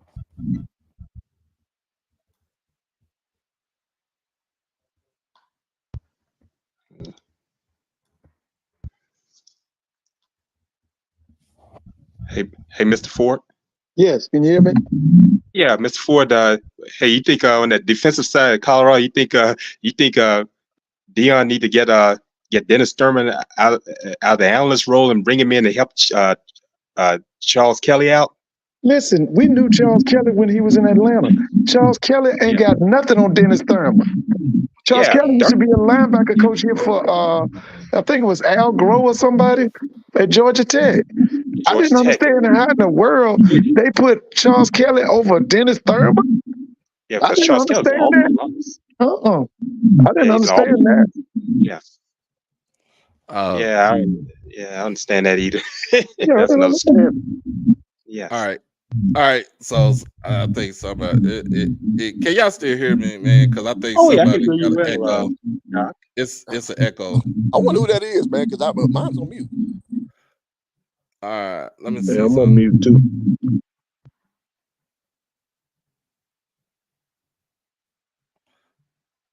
All right.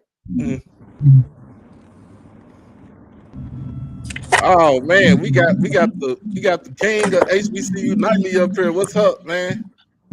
Josh, what's up, my man? I know you have a lot of noise to talk.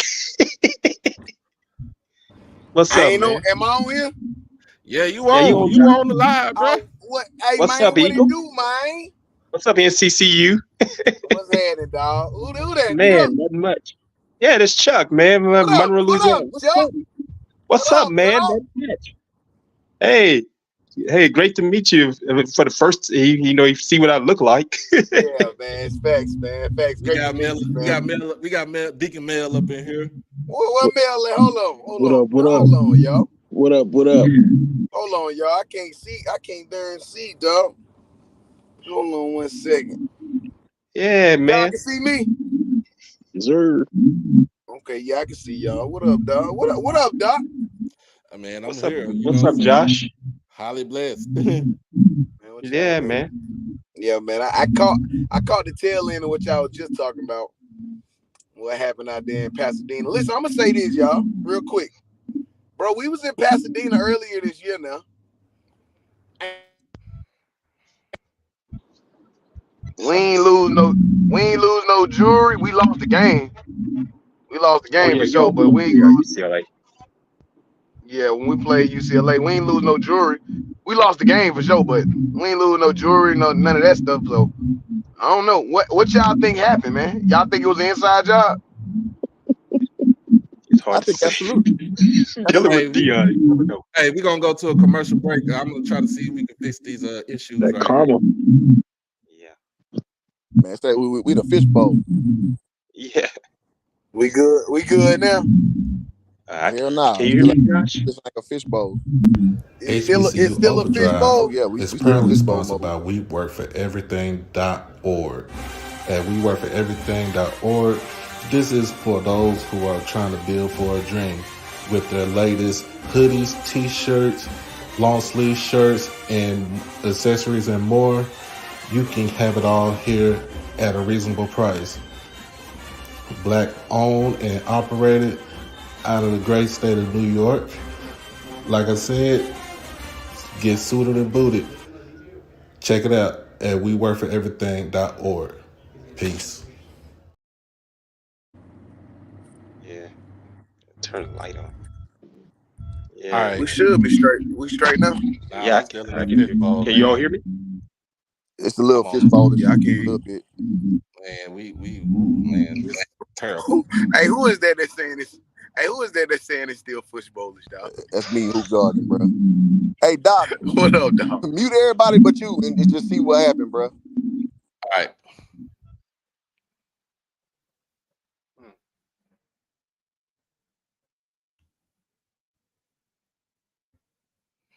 All right.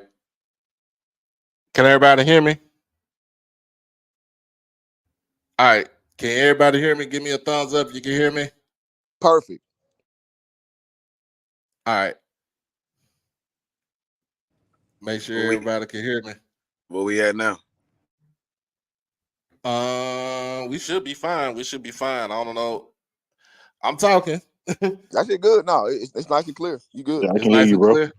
We straight now. I can hear you now, bro. Yep. Okay. I think it's Chuck. Can you jump down and come back up? I think it's yours.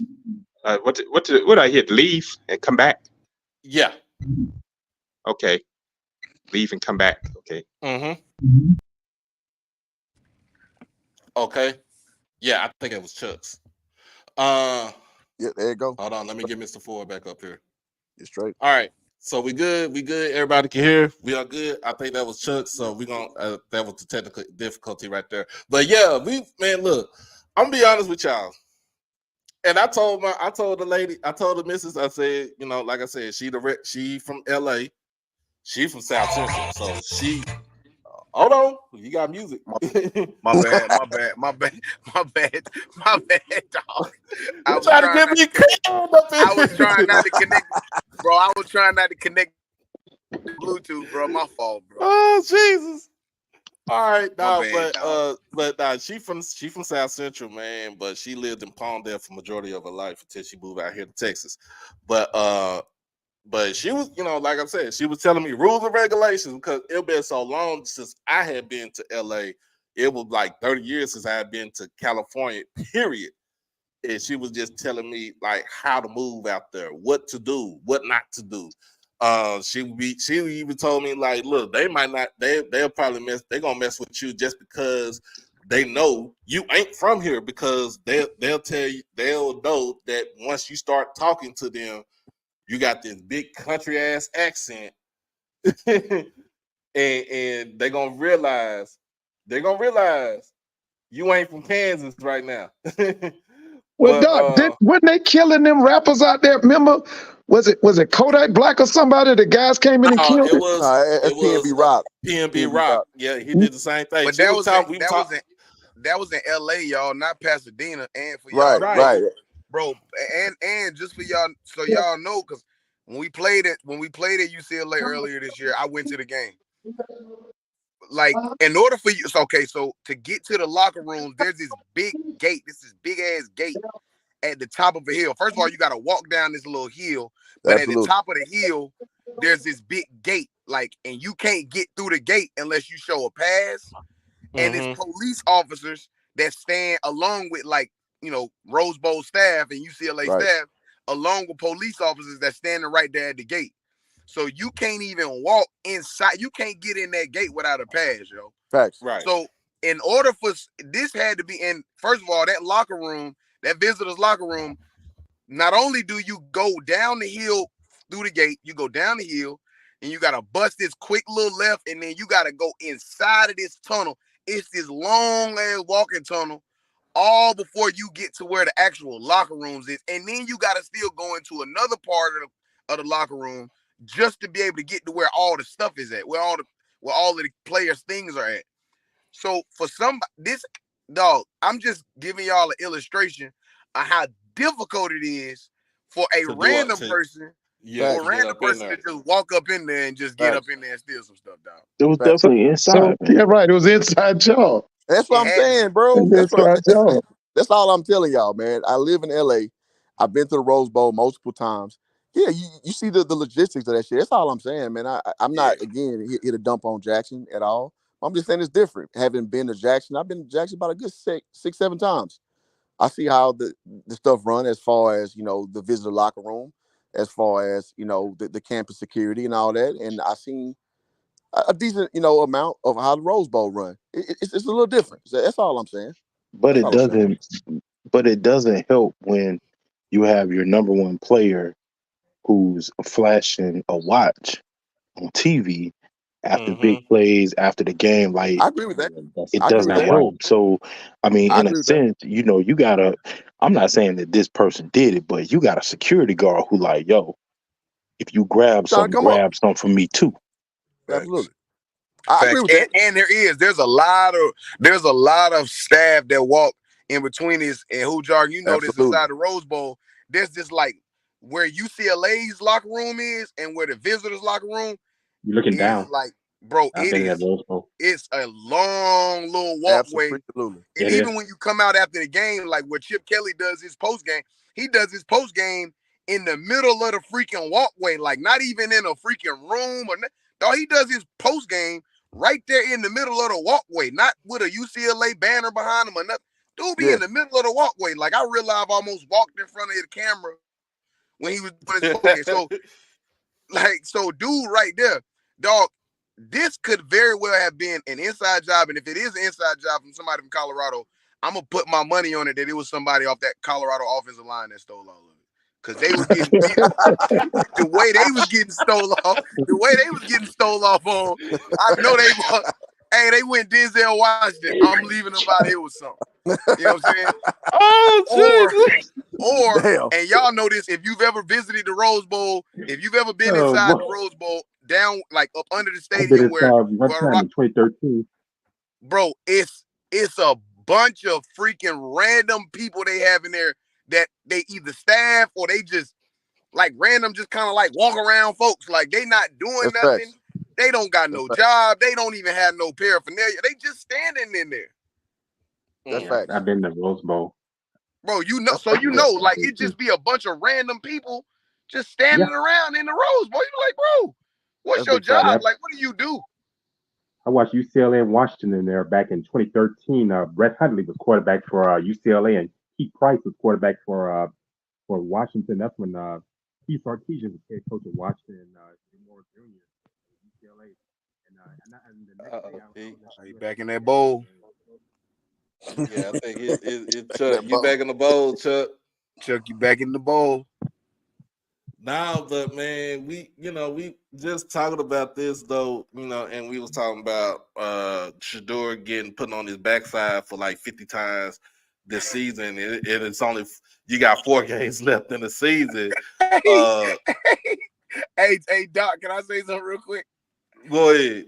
Hey, he missing Jackson right now. He got to be missing Jackson. He missing Jackson. Hey, listen, I ain't talking about from the endorsements and like the brandability and like the Nike and all that stuff. All that stuff cool, right? Bro, he missing Jackson right now, bro. Dog, man. Dog, y'all know this, bro. Half of this stuff be body language, bro. Bro, I don't think I've ever seen a quarterback with the worst body language than what I saw from him on Saturday, bro. That was ugly. I'm talking about my boy sitting down on the bench looking like he like in pain. Like he looking like, checked bro, out. Just get me up out of here, bro. He checked out, bro. Like, you saw it. Like, I mean, you getting plowed. Look, I'm not advocating for any player to do anything, but if your dad got that kind of money, it behooves you not to go down to the local supermarket and find the biggest steak and say, what y'all want, what temperature you want it cooked at. That's all I'm saying. Protect me, dog. I don't think he checked out. It's just frustration, man. When you lose, bro, and you're a winner, that's gonna be on your face. You know how the old '90s group says, written all over your face. You ain't got to say a word. That's how it's gonna be. But I mean, winning solves all. I mean, but you gotta understand. But you gotta understand with Shador. Shador ain't never lost no more than like 2 games. Right. He's been a winner his whole life. In high school, he's been a winner his whole life. Like, and that's why I say that. That's why I say he missing Jackson, because not missing Jackson from the tangible things that he's received in Colorado. Stevie Wonder conceded the boy's shining. He's shining like new money out there. Mm-hmm. Stevie Wonder can see that. But when it come down to the X's and O's of a football game, and you for the last 2 seasons have virtually been able to do what you want to, around this time of the year, this time last year, the year prior, I mean, the youngster was basically doing what he wanted to. Dog, I one say more so concession last year than the first year. for But sure. yeah. Oh yeah, I would say so. I would agree with you. Because he had a terrible offensive line his first year. Yeah. That Yeah, his first first year year he had a sucked. terrible offensive line too. Yeah. But even with a terrible offensive line, when you win 10 games, you kind of like, He's still like chilling. you know what I'm saying? Y'all know what I'm saying? Like it's like He coasting. Yeah, like it's like, man, like I take the bitter with the, you know what I mean? I take the bitter like I take the sweet in that situation. Right. Bro, I feel that. when you getting toe up and you losing and you don't see no prospect, bro, can y'all imagine what this does to the psyche of a quarterback who, let's just be honest, for the last 2 years has flat out dominated a conference? Mm-hmm. Well, do you think they're gonna win another game? Because I Utah gonna don't play see good it. defense. Arizona Oregon defense. State gonna play defense. Arizona gonna play good defense. So, do you think he'll win another game? I don't see it. I don't I see don't either. another. I don't see it. I want him to. Don't get me wrong. I want to see Well, maybe Shador Washington shine. State. Can't they beat Washington State? I don't Freak, even no, know Washington with State that. got the best DBs in the conference. I mean, maybe Arizona, maybe. No, Arizona's improving. Arizona got a Yeah, top. yeah. Arizona got a top 3. They got a top 3 front seven. I'm giving him, a Arizona maybe, got a top but 3 front seven. You think I mean the rest of his slate was is using tough. UCLA was using a stand up odd front. They was standing a odd front up and beating cats with speed. Listen, I saw how they tortured. I ain't going there. I ain't about to do that because we top dogs right now, so I ain't going there. Anyway, you might with top they about did. shit. They They did y'all dirty. They went. They did y'all dirty in that game. Dog, they It did was stand up. what UCLA. That was basically a Dick Geron type scheme where you overload in the middle or on the ends. You bring in four or five either straight up the middle or off the end. That's why they were getting to him so regular. They couldn't. That offensive line couldn't move. Hey, Mr. Ford. But that's an old Dick Geron scheme. Hey, Mr. Ford. They wasn't even sending backers, dog. They was going your 5 versus my 4, your 6 versus my 4. Your 6 check this out. Your 6 versus my 3. Like 30% of the hurries was against odd fronts, man. Ooh. Yeah. That's why the rest of their schedule. We ain't sending no backers. That's 3 linemen against 5 offensive linemen, and then you got to keep in mind. I mean, it don't help that Shador. They got a bunch of light in the booty running backs down there. So well, now let's be honest. Now Chip Kelly ain't no slouch. Now really, the only reason they not in the top 10 is that they don't have a big time quarterback. If UCLA had a big time quarterback, I'm telling you, they would be in the top 10. They just don't have a quarterback. That boy is mediocre at best. But they got everything else, especially defensively. All 3 of them mediocre. Yeah, that's what I'm saying. If that's the problem is the quarterback. They got everything else. I thought that was a big mauling NFL type offensive line. Yeah, they gonna develop that freshman though. He gonna be a problem. But the rest of Colorado's schedule, like I said, I possibly give them Arizona maybe on some, fluke, wild game of the week. But the rest of the teams they got, man, Oregon State ain't no slouch by no scope. Washington State, like you said, best DBs, and Utah. Look, they ran up against a buzzsaw against Oregon, but Utah. Look, I'm surprised that Whittingham is still at Utah. Either he is super loyal. Yeah, he's super loyal because Tennessee offered him. He's super loyal. He could have walked out of that door a long time ago. Yeah, he could have walked. I remember years ago, Tennessee offered him. He know what he done. They tried to get him to come to Knoxville. He wouldn't do it. Yeah, he likes being in that part of the country. And to keep it real, Utah. And the thing about this with Utah is playing with a walk-on quarterback. The third string is a walk-on quarterback. Ain't even playing. Cam Rising ain't even playing. He done for the season. And yeah, but what Utah does, they go and get the best JC players in California and in Texas and bring them to Utah and put it together. That's what they do. It's like a junior college all-star team. It's smart, dog. I'm saying that's what they do. Smart. I'm Especially saying in the day and time where everybody else trying to go get transfer portal, get them JC cats, man. Listen, man. If Prime wants to protect his son, that's what he got to do. If he wants to protect his son, You But got to go listen, to the when JUCO and get the BYU top gets in the guys. Big 12, they gonna have to go to them JCs. You watch and see. If they don't, they gonna get beat down. Mel, BYU's already in the Big 12. That's what I'm saying. They're gonna get beat down. that, Mel. I Listen. completely overlooked that. And dog, you going into a conference next, dog. You going into a big. Oh my God, dog. Listen, The Big man. 12 They ain't going no to the Big slouch. 12 next year, dog. It don't get no easier.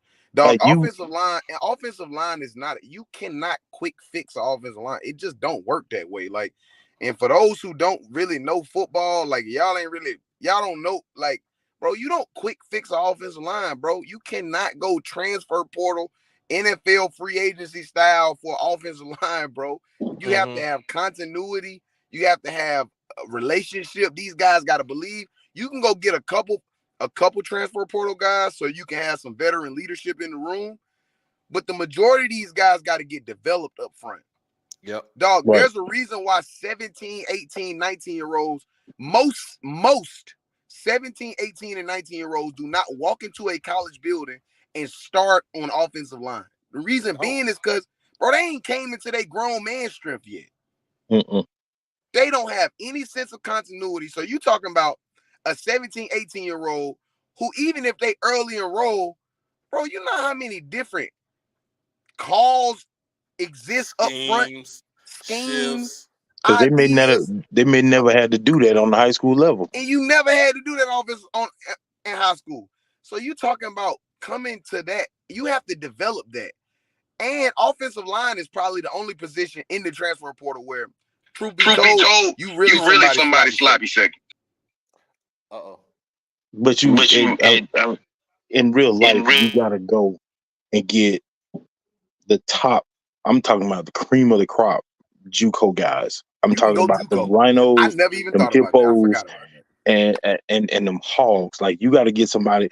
If Shador comes back, you got to find somebody to protect your son. If your son is your prize investment, if you don't have anybody to block from him, his stock is going to continue to drop. Like, he don't have to throw interceptions.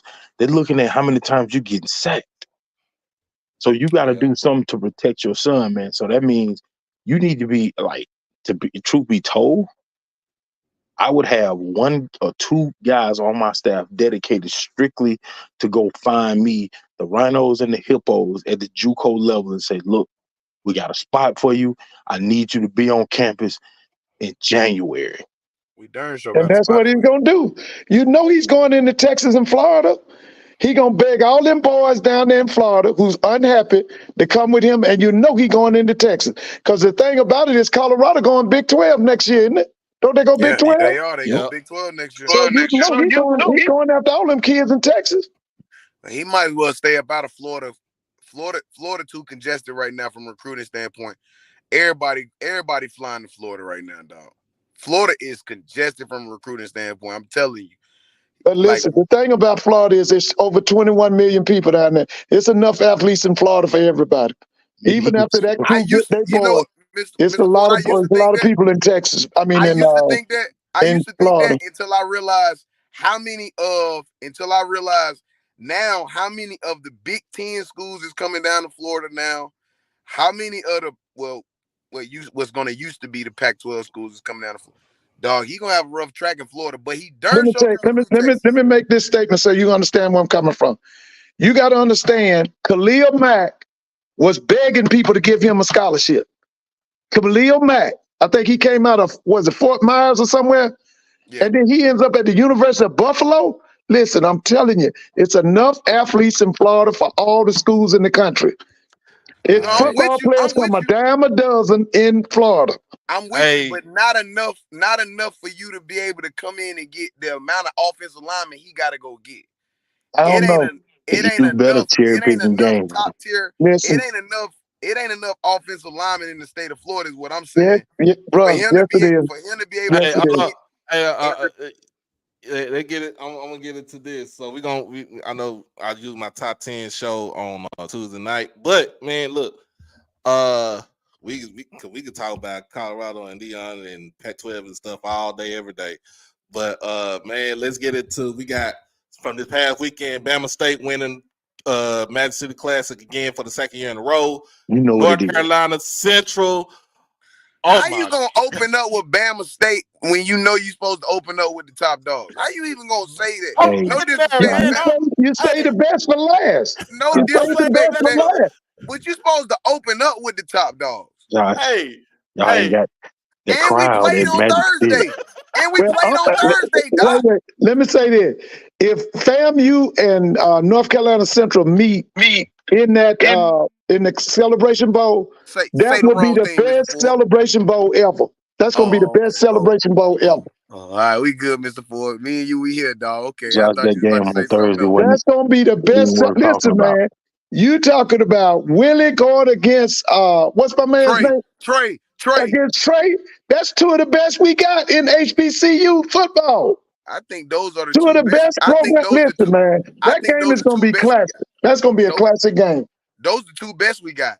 Listen, that's gonna be the best Celebration Bowl so far. Yeah, if them two beat up in December, it'll be the best we've ever had. FAMU jumped up to 13. Central at 9. We're gonna keep climbing. They gonna keep climbing. It'll be also the first time. And let me tell you this, y'all talking about Alabama State. Alabama State ain't gonna lose another game this year. Appreciate you, Mr. Ford. They ain't gonna lose another game this year. Alabama State now. We got a quarterback now. Yeah, you got a quarterback, and he's smart. He know what he's doing. So Central, I don't know what y'all did to old buddy Pugh, but y'all ain't have to disrespect my man like that. We was at the crib. Hey, we was at the crib. Justin did the same thing to him, bro. Justin did the same thing. Y'all did him slimy. Y'all did him slimy. If he had played FAMU this year, you'd have got the same thing. Hey, Doc, we was at the house, Doc. Hey, I know y'all was at the nest, but man, y'all ain't had to do my How was we supposed to send him out to retirement? He came to the nest for his last time playing us. How was we supposed to do them? And don't y'all forget, guys, FAMU should have put 60 on Prairie View. Them wide receivers dropped by 3 touchdown passes now. The FAMU should have put 60 on Prairie View. Josh, y'all did Buddy Pugh slimy, bro. It was supposed to be 70. But Buddy done did that to people before. Don't let nobody fool you. Buddy done handed it out now. Exactly. There you go, Mr. Ford. Buddy done handed it. Always do that. He plays so nice in that freaking. He plays so nice in that freaking press conference. Yeah. And he want to slit your throat. But man, y'all don't know. But listen, when they forced Billy Joe out the MEAC, Buddy put a stranglehold on the MEAC. And the two that broke it was Rod Broadway and that boy named Jerry Mack. That's who broke Buddy's chokehold. He had a chokehold on the MEAC. He ain't had no chokehold. Yes, he did. For years. You got to remember, Mr. Ford. Jerry, you got to remember. Hold on, Mr. Ford, you got to remember. You got to remember now, because this is around. I played in the MEAC around this time. You got to remember these 2 words right here. Bethune cooked me. Yeah. You talking about Jenkins? Dog. Yeah. B Jink was whoop. I'm talking about. He was. You're right. He was whooping Buddy Pugh. Yeah, he was. But you're then right. again, you're he right. was doing that to all of us for real. He was. Off all of us. Yeah, you're right. I give you that. Because Jenkins, I thought he was dominant, man. 2010, our first year in the conference, we got to go to Bethune. Our first year in the conference, 2010, we got to go to Bethune. True story. We get on the bus on the way down. Everybody hype. Everybody, let's go. We going to Bethune. And y'all know Bethune right there on the beach. So it's a beautiful. On the way back, this is hours long bus ride. Nobody said a word. Coaches, bus driver, you could hear the crickets all the way up the highway on the way back. They beat the dog doo-doo out of us. That's right, man. Because let me tell you something. He came in from Rutgers, didn't he? Didn't he come from Rutgers? Who, BJ? Yeah, he came from Rutgers. Rutgers with Greg Schiano, right? Yeah, he came. And he brought that Rutgers mentality too.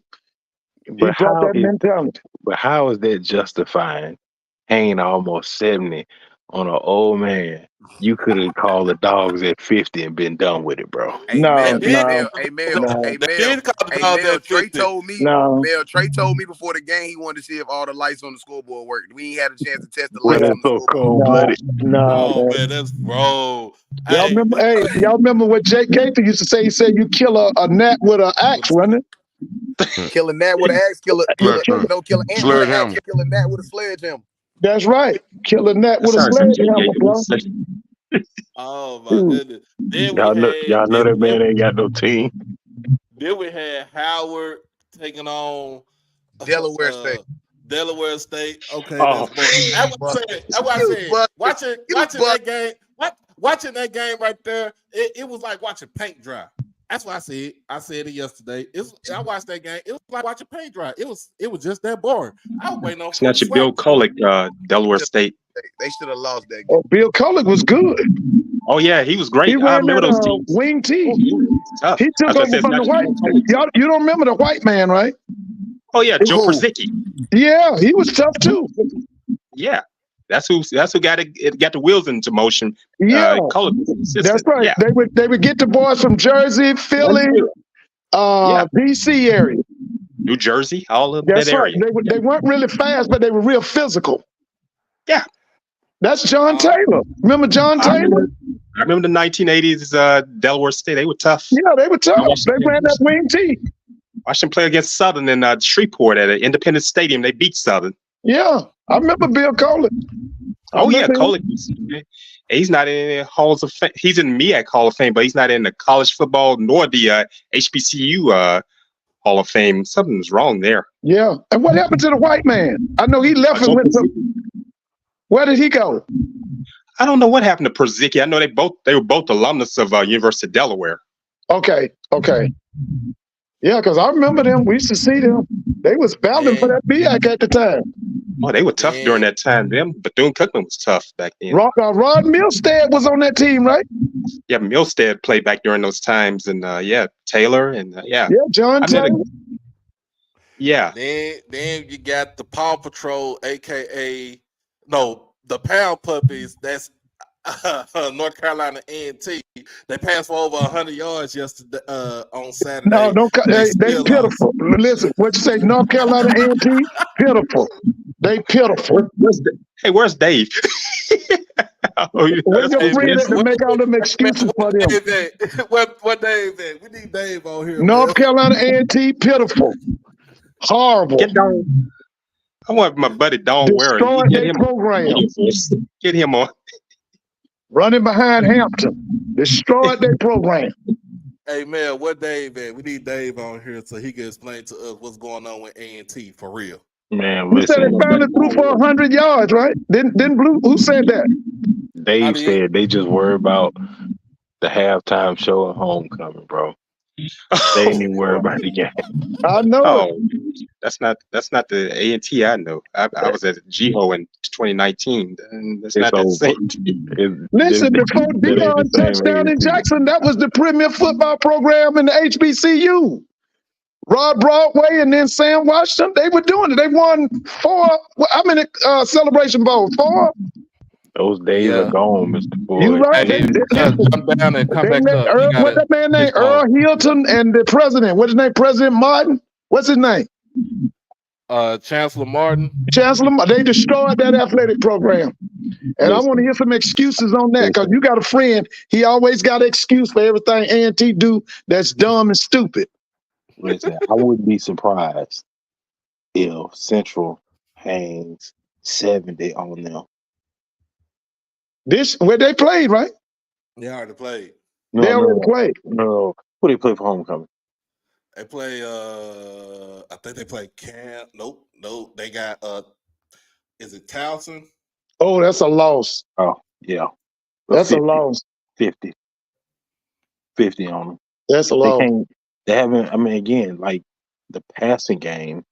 Like you can't muster anything to get the ball downfield. Like so, if you can't pass, then the only thing you can rely on is your run game. And if your run game is not effective, that means your offense is non-existent, and you can't stop anybody. So it's pretty much check in for homecoming, enjoy yourself, listen to the band. After that, man, go have some drinks because the football team ain't got nothing going on. Can they beat Benedict College?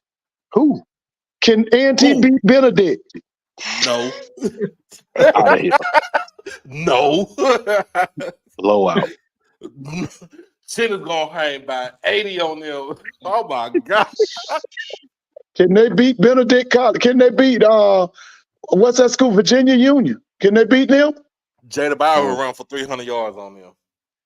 That's Ford, tough, I man. don't think they can be Miles. I don't think they can be. Look, I hey, don't even think they could be Allen. right. Oh man. It's a handful of teams I can name right offhand that I think A&T would just get destroyed by, and it's unfortunate because again, this is not the A&T of old. But No, it's not Broadway's A&T.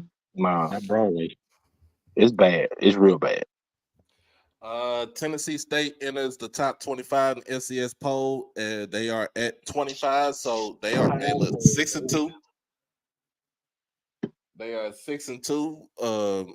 And their schedule is favorable for them to win out the rest of the game for the rest of the season and to get that automatic bid for the FCS playoff. They probably sent them to North Dakota or South Dakota. You know how they gonna do. They ain't gonna do that. I think they'll send them. I mean, it's the closest proximity will be somewhere like a SoCon team. And that's who that team in Birmingham, Sanford, or one of them? Who? Sanford. UT Chattanooga or who? They might go to Chattanooga, but it all depends on where they send them at. And I mean, if they're gonna throw any money in for a bid to actually host the playoff, to host the playoff game. But where on campus? It'll be somebody like Furman. Furman, yeah, it'll be somewhere. Yeah, it has to be on campus. It won't be in Nissan. It'll be on campus. I figure they send them to whoever's number 1 and 2 in FCS. That's where they'll send Tennessee State. Whoever's number 1, they will get Tennessee State. But yeah, man, look, I still say Eddie George is running a good program. He's doing it the way it's supposed to be done, and he's actually developing his O-line and defensive line. A lot of people ain't talk about and Blue brought this up last night, Mel. A lot of people ain't talk about Terrell Allen for Tennessee State. I don't know why. Oh my God. Dude got 13 and a half sacks for Tennessee State. I think he leads the team in tackles for loss. That man is everywhere, and he's an undersized defensive end. They say he 5'11". They say he's 6 foot 6'1", but Blue say he 5'11" on a good day. Well, let me ask you this, Doc. On a neutral site, FAMU against Tennessee State this year, who you got and what score you got? On a neutral site? Neutral site, FAMU against Tennessee State. Who you got and what's the score? Well, I would say this. You'll see a lot of defense in this game. No, Doc. Who you got, FAM or Tennessee State? I'll go with Tennessee State. Well, give me a score. Give me a score. Is it a blowout by Tennessee State? It won't be no blowout. I say 24-21. Okay. That sounds about right.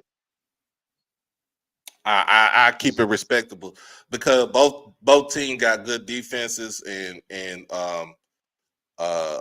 with Tennessee State with their quarterback with Draylon Ellis, they actually play a 2 quarterback system with Ellis and Devion Bryant. Right.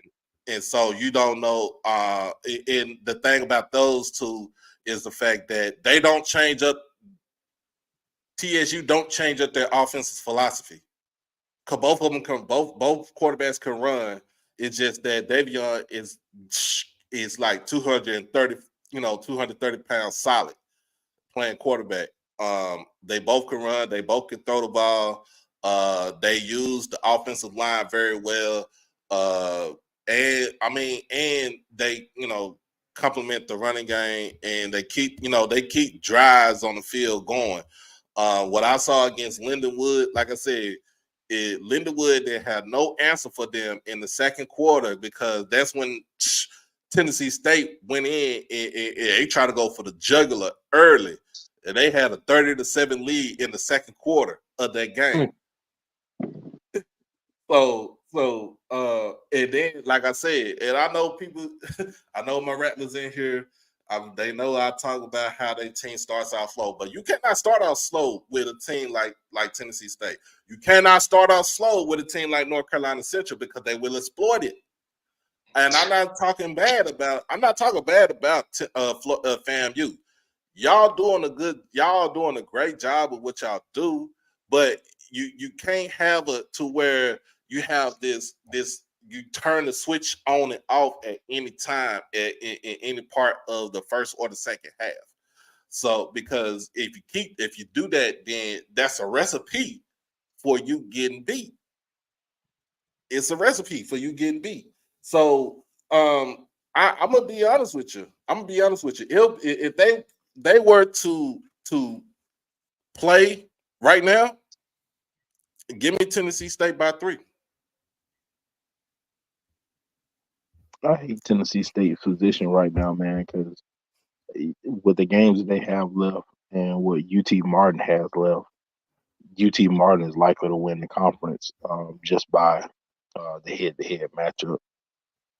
And that kind of, that sucks for them because right now, Southeast Missouri State is number one in the conference, and they 4-4, but they got a 3-0 conference record. Yeah. So and I think it sucks. It sucks. They're gonna send at least 3 teams. They're gonna send 3 teams out of OVC Big South to the playoffs. So it's probably gonna be them 3. It's gonna be those 3. Unless Tennessee State have a huge meltdown these last 3 games. I don't see that happen. Nah, That team is improved. if anybody has a meltdown, it'll be Southeast Missouri State, and that'll give way for UT Martin to take control of the conference. But man, I hate it for Tennessee State, man. That one loss that they had to UT Martin, had they not have that loss, they'd be in perfect position because I don't think Southeast Missouri State wins out.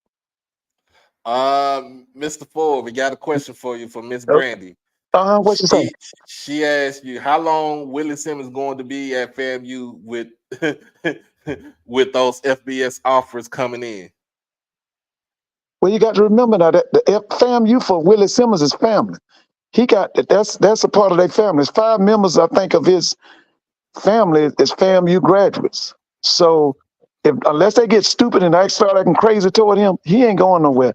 By the way, he bought a 300-acre farm down there. Yeah, he bought a 300-acre farm, I think, right outside of Tallahassee. My man ain't going nowhere then. He ain't going nowhere. And I think his wife is a FAMU graduate. His son is a FAMU person. They ain't going nowhere. Long as they don't get stupid, Hey, Doc, I just want to say, hell of a bad. Go ahead. Doc, I just want to say, this show here is one of the better shows because you have Mr. Ford, you have Joshua, you have people that actually played the game. And my thing is, Doc, when Mr. Ford was telling other people about the offense Jackson State had, and he was telling them that this is a pro-style quarterback, this is not an RPO quarterback. Now, to a person that never played the game, and they just depends on stats, I'm going to tell you how they think. Well, since he's a pro-style quarterback, he should be able to fit in any kind of offense. They're not understanding. And when you have people like Joshua, you have people like Mr. Ford that actually played and coached this sport, this particular sport here, it makes a big difference. And people should listen. When you just a fanatic, you just a spectator, and you out there looking at you looking at it on an entertainment point of view. You're not looking at it on a competitive point of view. And now I never coached on a collegiate level, but I coached on a youth level. I coached kids that didn't know how to tie their shoe to being able to run a 4.3, 4.40. I've coached All-American kids. A couple of kids. I don't go and I coach a couple of kids that's on Jackson State football team now. So I'm just gonna keep it like that. But starting off in youth ball. So you can't diminish anything that people do. But Mr. Ford actually coached on a higher level. And he's been trying to tell people these things. I guess it go over their head. But I just want to say, just keep up the good work, Doc. Keep people like this on the program because that brings more valid point to what you're talking about. A lot of people have these podcasts, they have these programs, and they're non-athletic band geek type people. They not. Hold on, Uncle Willie. I'm not talking about you, Doc. I'm not talking about you, Doc. I'm not talking about you. I'm not talking about you. I'm not talking about you. No, I'm talking about non-athletic type people. You know the type that their mama didn't let them outside because they thought they were gonna get hurt. I'm talking about those type people. They get on here and they don't know. I'm telling you, they don't know. They want to be football experts, but they don't know how to break the game down like you break the game down. You break down game, you break down film. It's a difference. It's a difference. And so when you have, and then you surround yourself with people that know what they're talking about. That's a difference. It's a difference. A lot of people don't like your boy from Baltimore, but these people, they break down film. They know what they're talking about. It's a lot better listening to people that know what they're talking about than the people just putting their opinions out. And then they want to call people like us, oh, y'all just won the quarterback and y'all just guessing. Then when it turns out the way that we say it's gonna turn out, then egg on their face. I just wanted to say that, man.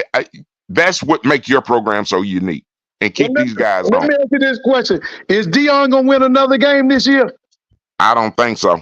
I don't either. I called it from the beginning, Mr. Ford. I said he wasn't gonna win but 3 games. I told you that Shedeur gonna be the most sacked quarterback in FBS. Right. I done called it. I could see it. I mean, I know, like, okay, y'all was having a discussion, Mr. Ford, and I think it's a few of those rhinos, those offensive and defensive linemen in Florida, but the majority of the thing that you get in Florida is the skill position player. Right. Right. Yeah. And I think it's enough of them to go all over the whole nation. But you get those big boys, and I'm gonna say something else after I say this. You're gonna get those big boys out of Pennsylvania, Ohio, Indiana. Yeah, that's right. Yeah. Nebraska, Kansas. That's where you get those big boys. Now, but if the HBC, now Jackson State is my team, but if they use their head, they will go out there and get them boys out of Hawaii, because that's an ethnic type connection right there. You want the Samoan? You want them Samoan? Yeah, them Samoan kids. Samoan kids. That's where Washington, Oregon, all them get those kids from. Then they'll go over there and if you want Samoans, you ain't got to just go to Hawaii. You can go to Utah. Right here. No, you ain't got to go to Utah. You can go right here into Texas, into Euless, Texas, to get you some Samoans. Euless Trinity out there. Yes, Euless go Trinity to Euless High. Trinity. Yes, and get you some Samoans and Tongas out of there. You ain't got to go all the way to Hawaii to go get them folks. Hey, let me say one more thing. Now, them Jamaicans, boy, they coming. They coming in that track and field. I was HBCU. I was going to reach out and offer them some scholarships to come over here and increase our track team. But before you go, Mr. Willie, before you go, let me ask you this. If you had 5 minutes with Jonathan Bradley, what advice would you give him as defensive coordinator at Jackson State? Drop down to a position coach and let somebody else coach the defense, because he keep doing the same damn thing, Mr. Ford. Now, when you putting a 4-man front up there, how the hell you gonna rush 3 people and not put pressure on the quarterback, not send a blitz somewhere? But when you put 4 and 5 men in the box, when you put 8 men in the box, you stop. They might get lucky every now and then, get 5 or 6 yards. But on the most of the time, you get negative yard, you pushing their ass back. Then you take your ass right back to a 3-man front and not put no pressure on the ball. Then you talk about tackling, because you got a whole bunch of defensive backs in there. They not reluctant going hitting a big 200-pound back. It makes. I'm saying something crazy. No, Mr. Willie, let me ask you this then. Give me who you got. Jackson State or Alcorn, and give me a score at the end of the season. Ooh, Mr. Ford. What you got? Ooh, and I'm going to that game. Boy. It's going to be Jackson lit. or Alcorn? Who you got? Well, my heart is with Jackson, but it's going to be a close game. It might be 21-20. And who you got? It's going to be a close game. 21. Who got the 21? I'm going to say Jackson going to pull it out. Okay. All right. Thank you. Hey, man, y'all have a good show. Okay. All right, Will. Oh man. Hey, look, we got good show tonight. But yeah, look, it's a lot of things that's going on. D2 football is where it's at. Mel, what the hell happened with Miles against Albany State? What was the score? 48-7. Who won that? Albany. They beat Miles? Yes. Dang, I hadn't even checked it. Well, that game was in Albany or in Birmingham? It was in Birmingham. Dang. No, it Fell was in apart, Albany. It bro. was in Albany. It was in Albany. It was in Albany. They Because fell the big apart, one is man. this week. It's Fort Valley and Albany State Yeah, in Fountain Columbus, City Georgia. Classic. They call it the Fountain City. Yeah, that's this week. That's Saturday. Mm-hmm. That's gonna be My a biggie. Miles just fell apart, man. They I did. think they I mean they had the team to do it, but then too their quarterback got hurt too. Oh, okay. Oh Quarterback yeah, Clint Peter Oh, got Klein hurt. Peter got hurt.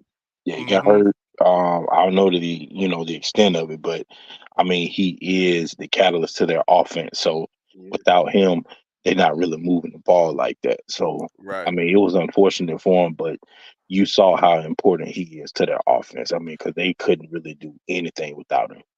But let me ask you now. This guy at Miles College named Sam Shade. Yeah. Mm-hmm. Can you see him in the SWAC as a head coach? Oh, 100%. Okay. 100%. I think, in fact, to be honest, I wouldn't be surprised if he makes the jump. I don't know necessarily as an immediate head coach, but I wouldn't be surprised if he is not brought on as a coordinator somewhere. In terms of potentially taking over a program. Let me say that. Because again, what he's done at Miles, and he's put together a legit coaching staff. I mean, he has NFL experience on his coaching staff, and what they've done it's been dope. And so, I mean, again, you got Texas Southern potentially looking at a Yeah, new coach. I I think they're gonna mean, get. Yeah, Dooley. I'm not saying that he get the Southern job, but Dooley ain't gonna last. Not playing like that. I don't think he is either. I said you're right. Ain't gonna last. And I'm like Doc. If Texas Southern had some discipline, they would have beat them. They don't have no discipline. I think so No too. discipline. They had Southern.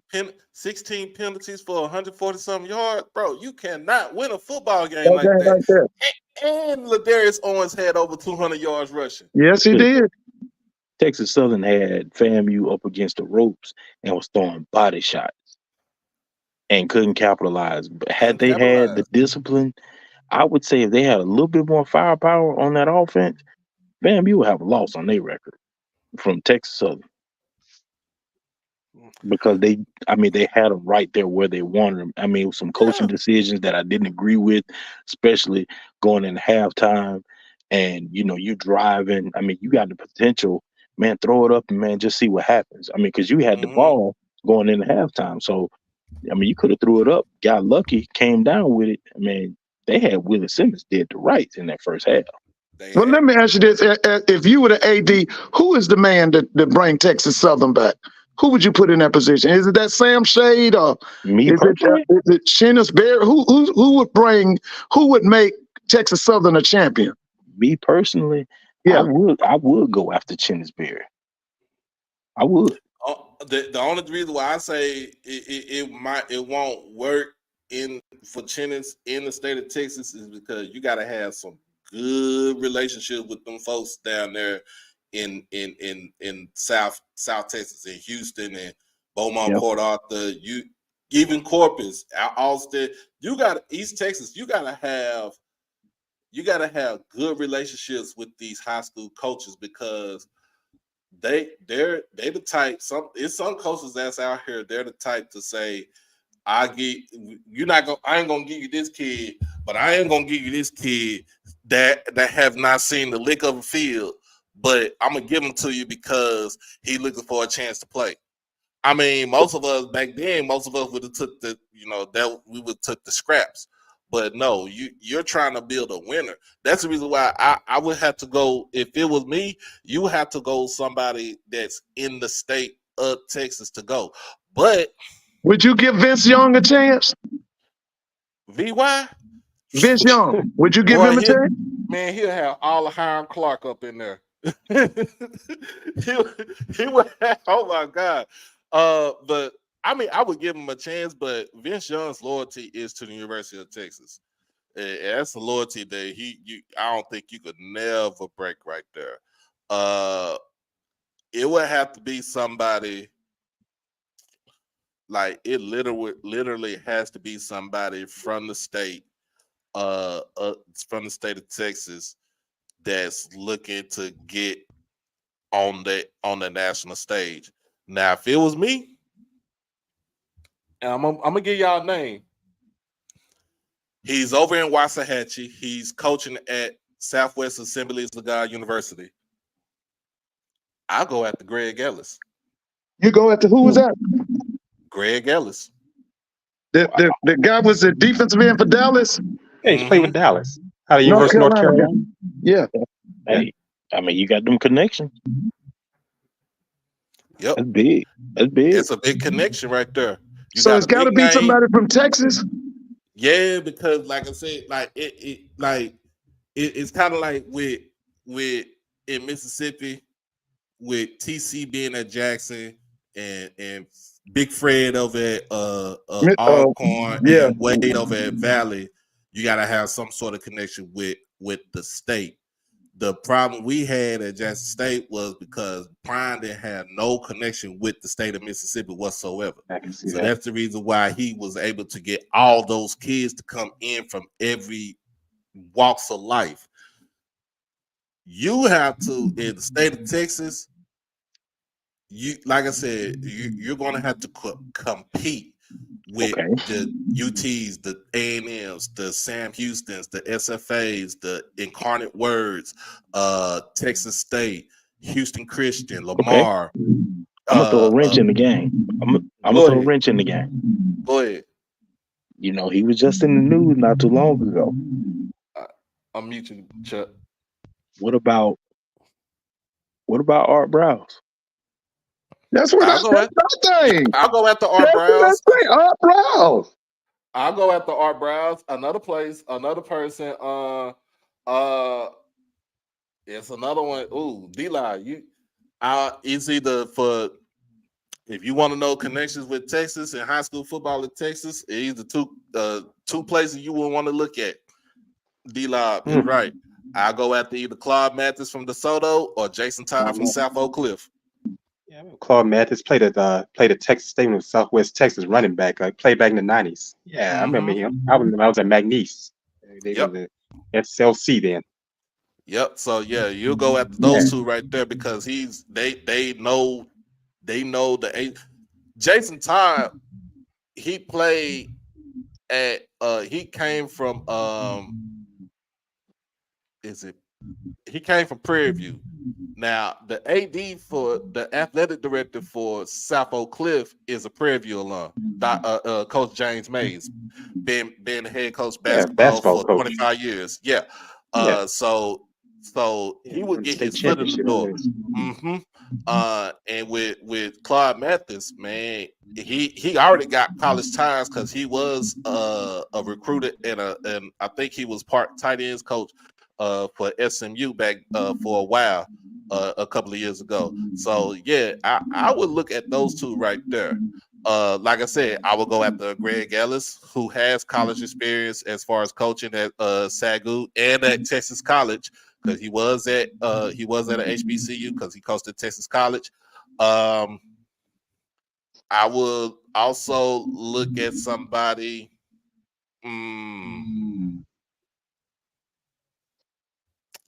This name might get y'all. I'll go after Antonio Cromartie. Where is he, Doc? Yeah, that's Florida State, right? Yep. Where is he? Antonio Cromartie. Last time I heard, he's in. I think he was in Houston. And he's coaching. He has an affinity that he wants to coach. Oh, okay. Yeah, I remember he was in college. Isn't he from Tallahassee? Yeah, he's from Tallahassee. Yeah. See, the thing is, with like for Texas Southern, is Andrew Body checked out though? He checked out, bro. He gone. So I don't think he checked out. I think he is. I he think ain't coming back. His body might checked out, no pun intended, but I don't think his mind has checked out. I think he's going to talk to his mom. I think he's going to talk to his dad. He's going to talk to his family because They are an integral part in his whole decision of where he goes, especially his mom. But here's the thing, like you said, the coach at Texas Southern is probably gone. Okay, you got a new guy coming in. What do you got? 1 year eligibility left. Yeah. It would be in his best interest to move on, to find somebody that needs a quarterback. Yeah. I think he's gone. I don't think that Andrew Body's coming back. Oh, I wanted to plug this in too, Doc. Antonio Cromartie, he's at St. Augustine. Yeah, Oh, he's at St. Augustine? Yeah. He's on the coaching staff. He's Raleigh, DB North coach? I don't know if he's a DB coach. No, he's a defensive analyst. Oh, okay. I didn't even That's know. right. He did get the job earlier this year. Yeah. I mean, but he could be. I mean, he has potential. But I mean, for Andrew Body, I mean, could be a couple of places in the SWAC where he could go. That's what I was thinking. I was thinking he'd be wherever they need a missing piece. Yeah. He would be the guy. He'd be dangerous. Bethune-Cookman needs a quarterback. He'd be dangerous at 915 South Jackson Street. I know that. Yeah. I'm just saying. And then you gotta understand. Y'all was kicking yourself in the butt. Hey, Chuck, I'm gonna have to let you go, man, because you still in the fishbowl. But thank you for joining us, man. But then you think about it too. Moose is moving on. All right, y'all take care. But they got some guys. I'm gonna be honest with you. I don't think Moose is gonna be missed, man. I think he's done well, but I think they got some boys in that stable. Them boys ready to play, man. I think Willie's set. I'm gonna say where Body goes is some place where, like you said, they need a quarterback. What Alcorn got? Alcorn, okay. The Allen kid, what's that kid's name at Alcorn? Aaron Allen. Okay, he's got what? How many years eligibility? He got one more year left. Oh, he got 1 more year. Okay. What about okay, now Southern got a bunch of kids down there, so they got a bunch of kids. What about Valley? How Valley looking? They're gonna go with Tangerian. Okay. They're gonna stick with him because they see a future with they see a bright future with him. Pine Bluff, A&M. Pine Bluff got a nice kid. I saw one of them. Yeah, about 6'5". He can throw it too. Yeah, Jalen Macon, Mekhi Higgins. Yeah, they got two quarterbacks they can rely on. A&M. They're probably looking for a QB. That's Alabama A&M. Mm-hmm. Well, what the Xavier Langford? Is it over for him after this year? What is it? Yeah, this is last year, ain't it? At A&M. Yeah. That's now that I think about it. Yeah, Body don't need to go to A&M. Yeah, he don't need to go there. No, but yeah, with Alabama State, man, shoot. I'm gonna be honest with you. Eric Phoenix should have been at Alabama State. But Doc, that was his mistake. Cause let me tell you something. Alabama State got something now. They got something now. They got something, but you know what, Mr. Ford? That wasn't his fault though. Which one? Eric? Yeah, that wasn't Eric Phoenix's fault. We didn't reach out to him like we were supposed to. At Bama State? Yeah, we didn't reach out to him like we were supposed to. That the opportunity was there. Let me say that because I kind of talked with him on the backside, and according to him, they didn't really reach out like that. It was kind of like, how many years of eligibility he got left? This is his only year now. It was his only year. Okay. But he would have been, I mean, because he's a mobile quarterback. Yeah, he would have been nice. I watched him. I saw him last year. They had a machine. I saw them last year. And then the crazy thing when he transferred out to go to Murray State, and Coach Berry brought in Aeneas Dennis, they have not missed a beat not one time. No, they haven't. They hadn't missed a beat. That says a lot, though. That says a lot about the team that's at Benedict. And that's why Chennis is the number one prospect for a lot of these schools. I'm gonna be honest with you. I would say this.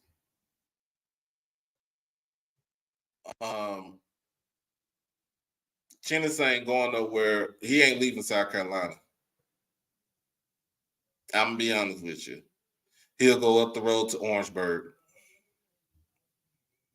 They gonna throw him a chunk of money. AD Campbell gonna, you got to sweet talk him. Yeah, they got to come up with some money. But yeah, man, I that's what I'm saying. Like when it come down to it, You think is Dawson gonna survive at Norfolk State?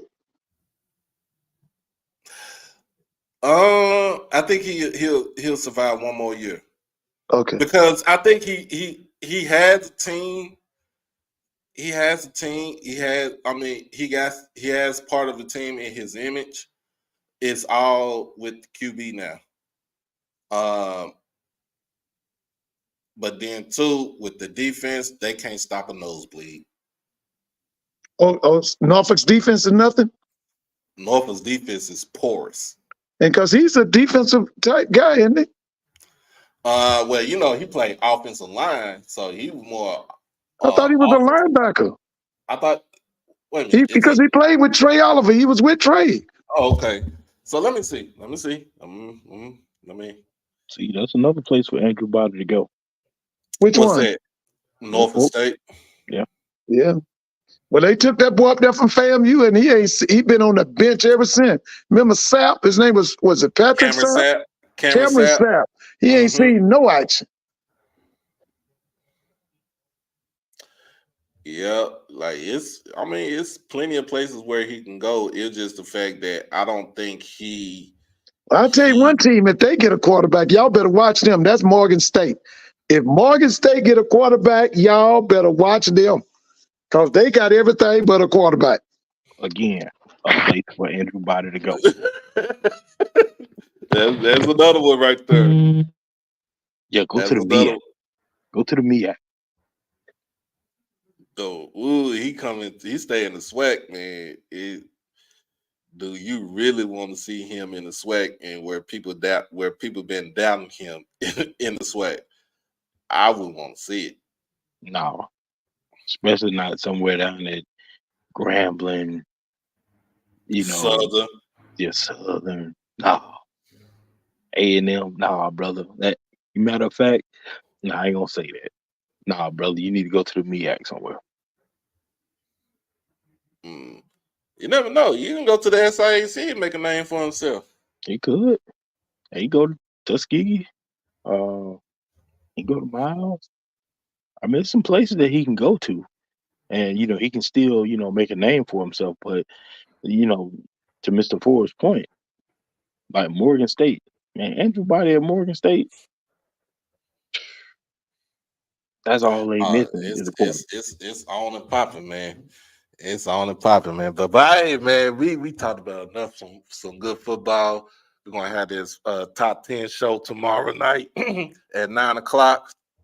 So I'm gonna let everybody know about that tomorrow night. Let's see where FAMU lands at this week. Or will they be number 3? Will they jump to number 2? Or will they be number 1? Don't know yet. Would Central stay the top dog? Who gonna jump in? Who jump in at the number 10 spot? Who leaves out from last week? We won't know until you come in and tune in tomorrow night at 9:00 Central, 10:00 Eastern. We got a lot, as far as with that, we got a lot to talk about. Appreciate you, my brother, as always. You know what I'm saying? Absolutely. Like big brother to me, man. For folks that don't know, man, when I went to Media Day in Birmingham, he texted me the whole time, be driving down there, asked me if I made it in. We'll get into about 4 something in the morning. Turn around, have to go to the hotel to around about 8 so we can film, man. I think I slept like a big ass baby. after that. But we are still doing an initiative. Thank you to Dr. Lori for her generous donation to the channel.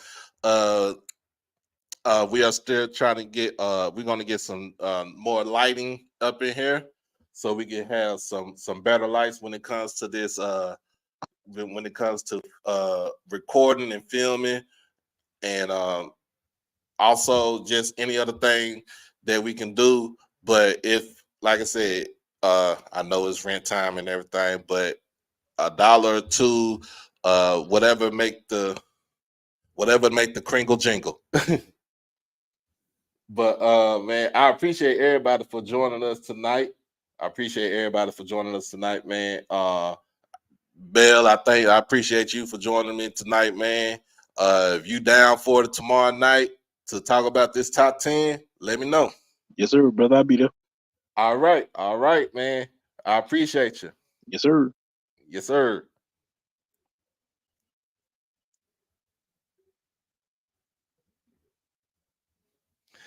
Well, yeah, we had some good talk tonight. It's great talking tonight. You never know where this show will go. We can talk about HBCU stuff. We can talk about stuff happening in FBS. Then we can talk about recruit. We can talk about everything. But man, if you want to continue to see to see this show progress, go ahead and hit the like button. Go ahead and subscribe to the channel. We're trying to get it to 2,000. Dr. Strong wants everybody. He wants everybody to share it with folks and get this thing up to 2,000 people, y'all. He wants it. There's one of my investors right there. He wants to see everybody. He wants to see everybody flourish. He wants to see everybody be strong in what they do. He has a great, tremendous belief in that this show can be one of the top shows on YouTube, and we could try to take it to a whole nother level. So everybody, make sure you, like I said, subscribe, like, comment, and share it with the people. Become an exclusive member to the channel. Donate to the channel.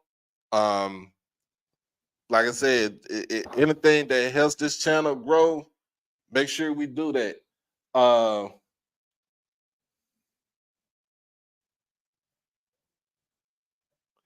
And hey,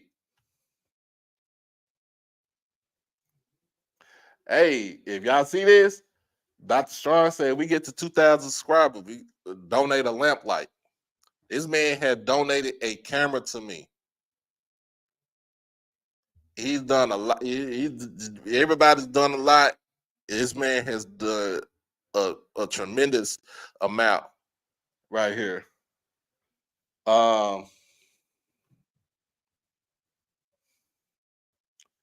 But yeah. But also make sure JTV, appreciate you, bro. Appreciate you.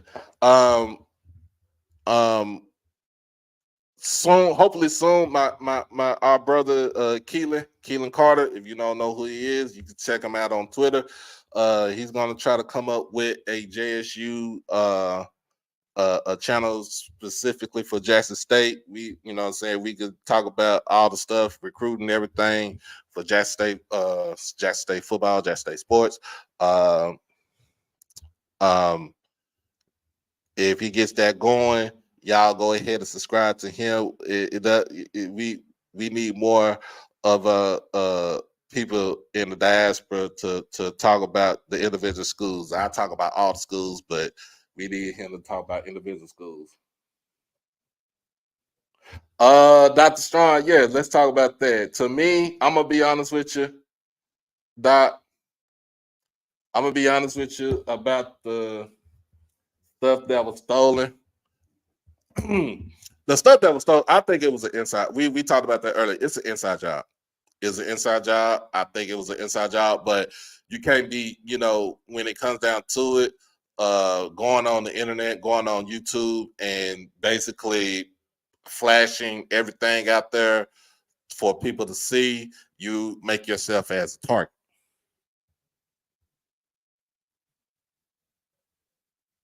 But okay, so we could talk about that later during the week. That's cool with me. That's cool. But also make sure that y'all get ready to tune in 9 o'clock. Ken Clark, Zoe, Nook, TD, Miss No Gray, Auntie Rochelle, they'll be on there tonight, 9 o'clock. Make sure y'all tune into that to his show tonight. We're gonna try to get up out of here.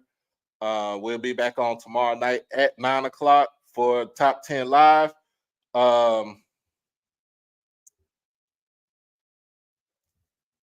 But as always, make sure, like I said, make sure that you subscribe. Make sure you like, comment, share, and subscribe to the channel. I am your boy, Doc Holliday.